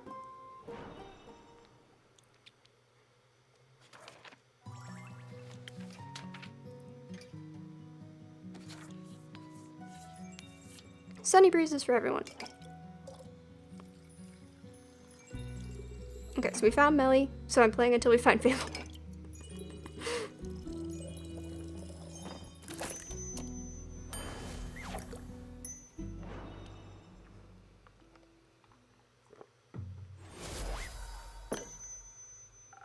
Some honey for those vocal cords. Enjoy. That's what I'm talking about. Amazing. Can we move on to the story now? You got somewhere to be? Nah, but I'm getting bored. We got to Morlia, an island so small it's basically the tower's wild backyard. As I walked between the crystalline roses, I expected to see secret passageways hiding behind every corner. I almost brought you back a rose. Why didn't you? I thought you wouldn't like it. I would've. Oh, okay. That's, moving on. I'm just gonna keep giving this guy the most mixed signals ever because it's funny. I have made it my mission to just screw with him. The tower itself reached so high I thought it might be reaching out to kiss the moon itself. It was really tilted, at about a 5-degree angle. I measured it with my paws. The bricks were still wet. I'm sure the tsunami shook its foundation. I'd think the waves would have done us a favor and knocked down the door, but nope. And that locked door was the first challenge. Iniko's lockpicks broke. Seemed like a skill issue. Broke? Skill issue? Bro, the door ate my lockpicks. Ah, a door mimic. A classic first step to securing your establishment. You talk like you've seen one before. Have you ever tried to open my door when the end's closed? No. If you do, don't use any lockpicks and take care of your fingertips. So, how did you get inside? By charming it. Did he seduce the door? He seduced the door! Hex forgot his spellbook and couldn't get the arcane lock-unlock spell to work. And obviously, it wouldn't let us in just like that. So I decided to play the mimic a tune. Yeah, that was amazing, bro. Your fancy tunes are the goat. I was nervous. I'd never played in front of a mimic before, so I wasn't sure what their taste in music was. I decided to play something emotional, something that would melt its metaphorical heart. A song of woe. Who would have thought it'd literally melt? Yeah. I began playing the first tune and the lock started weeping before I reached the chorus.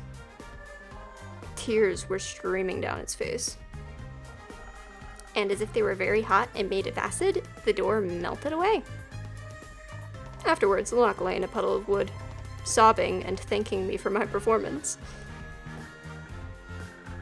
That's not a very sturdy lock. It just sounds very in touch with its emotions. We stepped over the door's remains and into the tower. It was so much taller and bigger on the inside. Like a pocket dimension. So freaking cool. Except a tower can't really fit in your pocket. Bet. Hex walked ahead. Guy was really distracted. He didn't even listen to my poem about the symbiotic relationship between X and door. For a long time, we didn't encounter anything. Just a long hallway. No doors, only a bunch of strange paintings. Of course, most hallways can't go on forever, so eventually we reached a staircase. After what felt like 5.5 minutes. Eternity. Meanwhile, I was outside investigating the flora and fauna. Everything was very peculiar, like it was all from another world. The colors were different, very blue and almost spectral. And there were a lot of spider webs. Or yarn, not sure which. Suddenly, the ground shook and almost knocked me off my feet. Who could have guessed there were pressure plates on those stairs? I wasn't paying attention, I was too careless. One wrong step and a pressure plate triggered an explosion and... clonk. The whole staircase began crumbling down into a pit of nothingness. bit by bit, starting from the bottom. I rushed upwards to safety, away from the weird wizard abyss. I stumbled, and if it hadn't been for Hex, I'd be mush. He grabbed my hand and pulled me up. But he isn't really the strongest, so we almost tumbled down together instead. I figured I couldn't just leave them to fall to their pathetic destiny. So I zoomed down to grab Hex by his collar and pulled both him and Voy Boy back up. Thank you for saving us, Nico. No problem, Voy Boy. Don't get used to it. Didn't you expect a trap like that? After all, a great wizard would want to protect their treasure. I guess we were a little distracted by all the gold hanging from the walls. The staircase ended in a wondrous library that spiraled endlessly higher around the tower's inside walls. We lost Hex at the bottom in the first row of books. A lot of them were drenched. Didn't seem like the tower was waterproof. There was still primordial water dripping from somewhere above. We couldn't make out the ceiling. Tried to reach it, though. The second story of the spiral staircase library had 3 paths leading away. Each path ended in a door, and all the doors were closed and marked with runes or paintings or rusty old blocks. I got sucked into looking at the library's beautiful murals. Each of them depicted a different story. One of them was a mosaic of mirrors. That one was my favorite. So basically what the devs did was they were like, let's just make a cool D&D dungeon, and then we'll just like tell the story of the cool D&D dungeon. Watching Hex look at books was like reading a thriller. Almost every second book was rigged with a trap, but he figured out the pattern quickly. Something something Fibonacci IDK. And once I was able to pry myself away from the murals, I started looking for spell things. I knew Hex was most interested in those, and, you know, you help where you can. I didn't. I mostly looked at all the small treasures lying around. The wizard had this real cool staff with a chonker of a gemstone embedded at the top. Imagine the damage I could do with that. But I also found something else that was really cool. Here, take a look. It's dope, right? What is it? Where did it appear? Is it this thing? Was it this? Was that always there? Where's my collectible? What is this? A weather jar, duh. It shows what the weather is like in another realm. Where is it?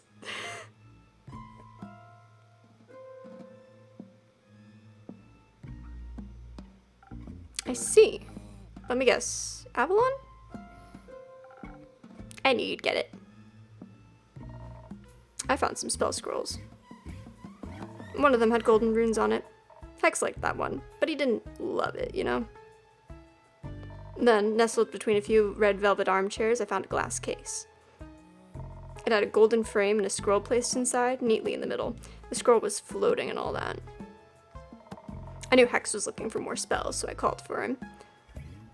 As soon as I mentioned an oddly floating scroll, he came sprinting upwards, staring at the glass case. He already had another scroll tucked into his coat. Honestly, I was expecting him to be carrying half the library at that point. But I guess that would have been too heavy for him. Of course, the stupid glass case was also a puzzle. Had no lock, no lid, no nothing. Just glass in a gold frame. The scroll itself was glowing a promising blue. I suggested breaking the glass. Hex gave me his finest death glare. So he investigated the puzzle himself. While they were doing boring side quests, I made sure to stuff my pockets. Found a jeweled silver paperweight shaped like a bird that'll make for a great blunt weapon. Hex was too scared we'd destroy the scroll by triggering another contraption, so he suggested we look around in the adjacent rooms. The riddle doors. Hex only had to look at them for a mere second before figuring them out. Apparently, all of those murals and runes were referencing a story hidden somewhere in the library. So he made us search for it. It was tricky. We didn't want to trigger the book traps after all. It was like the library knew what would tempt us the most. I kept seeing books about forgotten songs, rare instruments, and romantic poetry. And I saw books about burglary and fraud. Even had to tackle you to the ground one time so he wouldn't blow us all up. Who can resist a good scheme? It was kind of exciting, seeing Hex hop up and down the stairs looking for the right books. First password was password. The second password was passwords past the password. And the third one was passwords past the password's password? You wish. But no. It was 1, 2, 3, 4. Easy to crack. Good for you. And the first room was an alchemy lab, full of apparatuses that I'd never seen before. Most of the liquids had gone dry, but Hex insisted on taking whatever was left along with us anyway. Wouldn't let me taste any, though. The nerd was more interested in the study hidden behind the second door. He was really determined to crack all of that old wizard's mysteries. We helped where we could, but listen, I only have like 3 brain cells.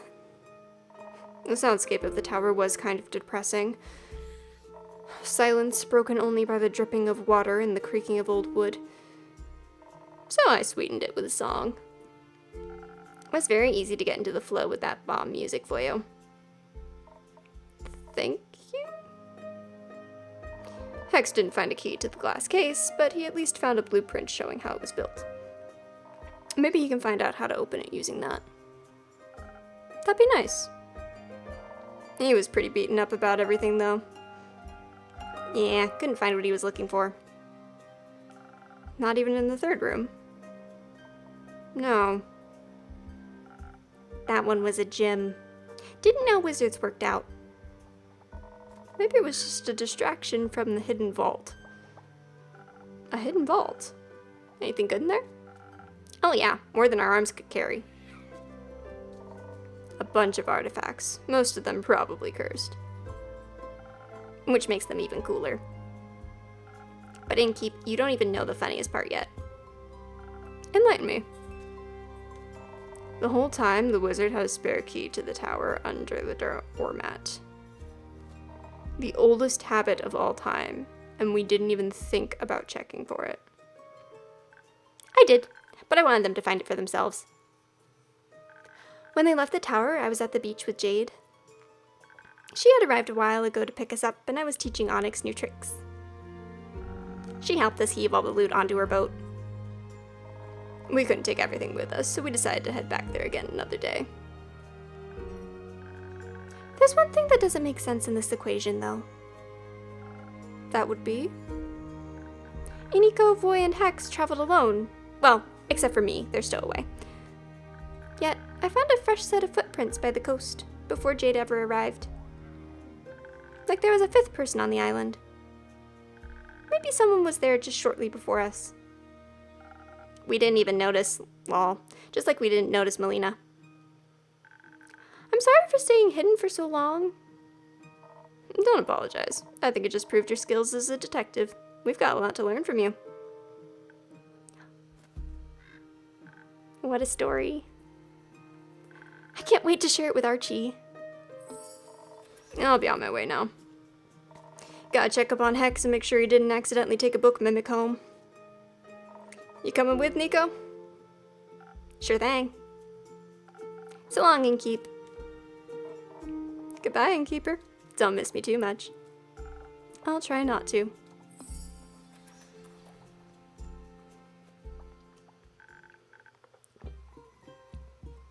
Now it's just you and me, Innkeeper. Indeed. I'm glad you're back. You're making it sound like I was lost or kidnapped. I was just investigating. Without telling anyone? I don't need to tell anyone where I'm going. People care about you, Melly. They get worried if they don't know where you are. Oh. I'm not used to that. But I care about people too. Like you. That's good to hear.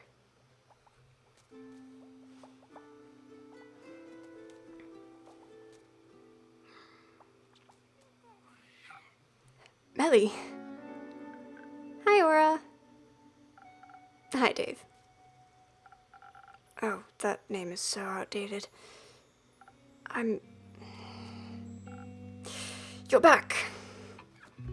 I am. Did you miss me? Did I?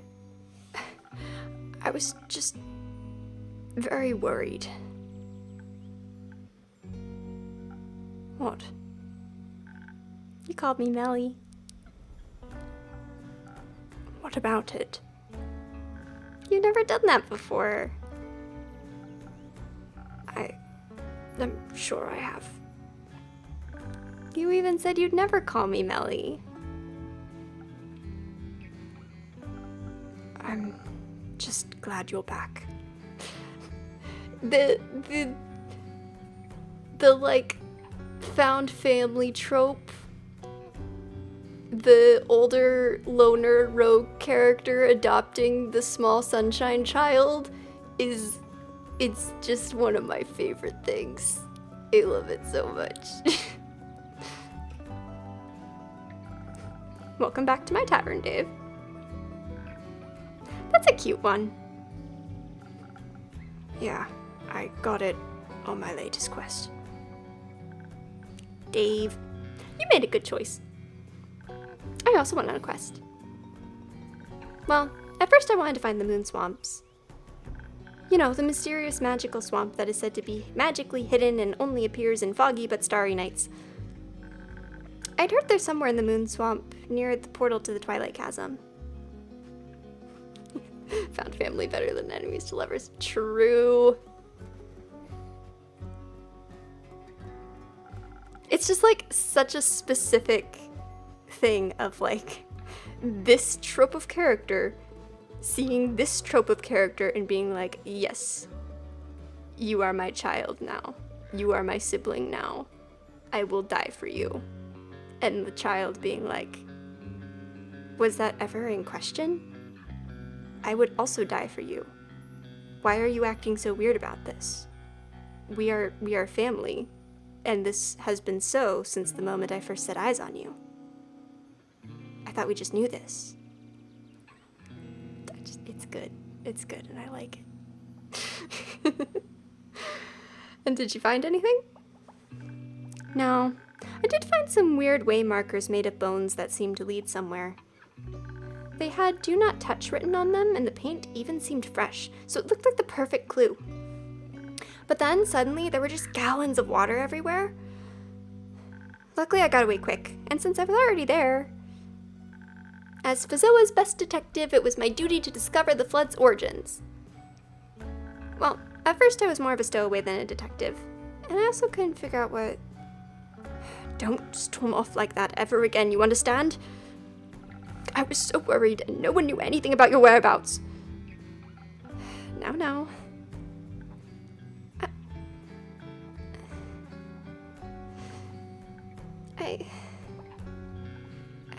I'm sorry. No, I'm sorry. I shouldn't have yelled at you like that. It's just... I haven't cared about anyone in so long. And with you and Fable both suddenly gone, I didn't know what to do. I thought you didn't care. After you went away, even though I asked you to be more careful. I thought maybe you didn't want to be my trusty assistant after all. So I went to investigate alone. I'm sorry for leaving. It's alright. I'm used to people leaving and not coming back. I do care, Melly. I'm just kinda new to this whole honesty thing. I'm kinda new to this whole empathy thing. Yeah, I figured. If you'd like, I could fix you a drink to help you find your words again. I don't know if I'm up for trading another secret in exchange. It's on me today. You've got enough to worry about. So, let me see what I can do for you.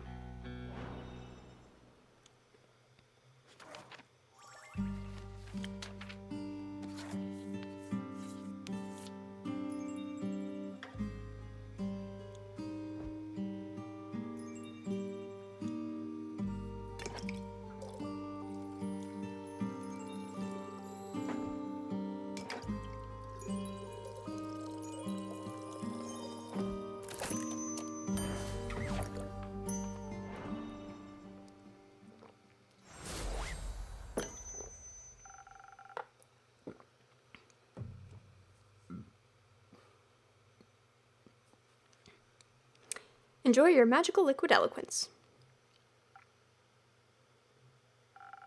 It doesn't taste half bad. This might actually help. So, your quest. Jade said you were stranded on Molia. Yep. I followed 3 very suspicious-looking fellows and somehow ended up on that island. Why do I always run into wizards and magic when I'm out on adventures? And traps. Magical traps everywhere. Sounds very dangerous. A detective's always seeking thrills.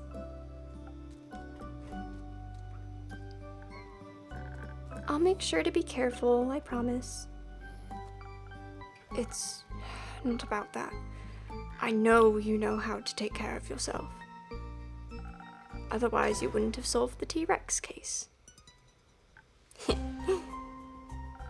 But don't keep putting your own life at risk in exchange for a quick adventure. Luckily, nothing major happened this time. This all could have ended very differently. I know. All I'm saying is, don't disappear again. Please. You're not alone anymore.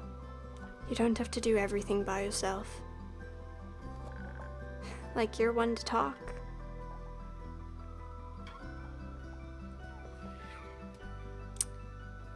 He's been going off and doing things with other people. To be fair, Dave's got a point. Even though they're guilty themselves. Both of you are. But you two have also made a lot of progress already. And I'm glad both of you made it back safely. Heard anything from Fable yet?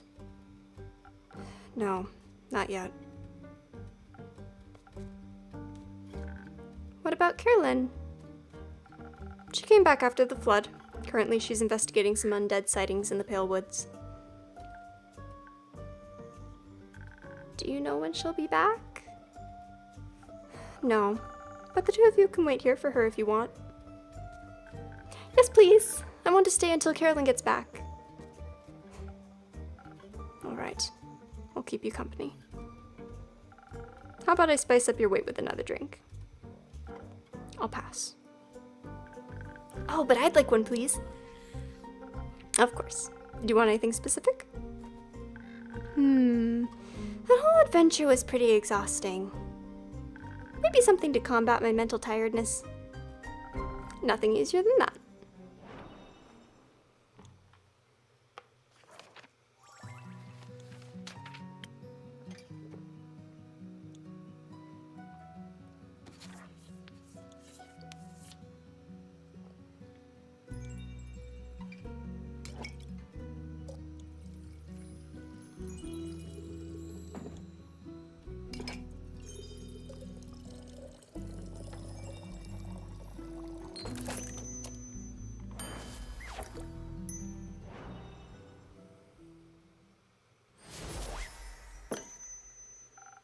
Let's see if this will wake you up again.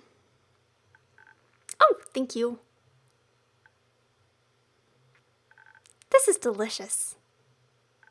I can feel my synapses connecting. You know, now that I've had some time to think about it, I think I figured out why Hex was so bummed about the loot. Care to share your insight with us? But of course. He has a younger sister, right? Which always struck me as odd. She looks so much older than him. So what if she just ages faster than he does? And he expected to find some very special loot in that wizard tower. But he didn't find it. So what if he was looking for something to extend her life? Like a scroll of immortality. What a foolish idea. Hey! Not you, Hex. Even if it's tempting, those are powers that no one should interfere with. I agree. What if she turns into a zombie? I've had enough of them. Definitely. We should tell him when we see him again. Or maybe we should tell Carolyn when she returns. She seems to be experienced in dealing with the undead. You think it'll be a long time before she gets back? I don't know. Could be very soon, but it could also take a few more days. You've had a long day. Aren't you tired, Millie? No. I'm not tired at all. Let's wait for a little bit longer.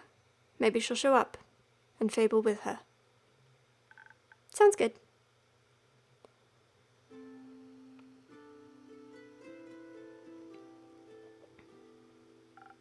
Did she fall asleep? Yeah. Maybe I should bring her home and wrap this up for tonight. That's a good idea. You should get some rest as well.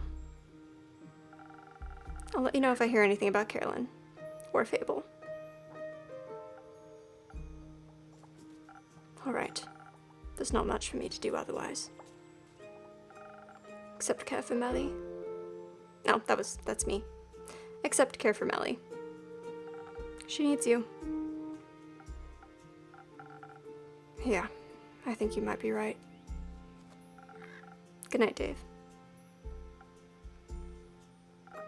You know, forget about it. See ya. Give me your name. I want it. Okay, I should stop. I should stop before I have already killed my voice. It's just gonna keep getting worse.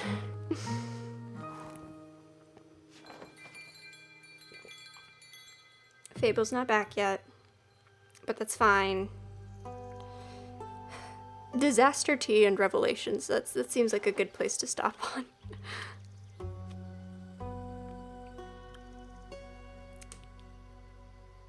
Alright. Well, thank you for watching. Thanks for hanging out. I will go back to stream more like regularly. Maybe I'll do more tomorrow. I haven't decided.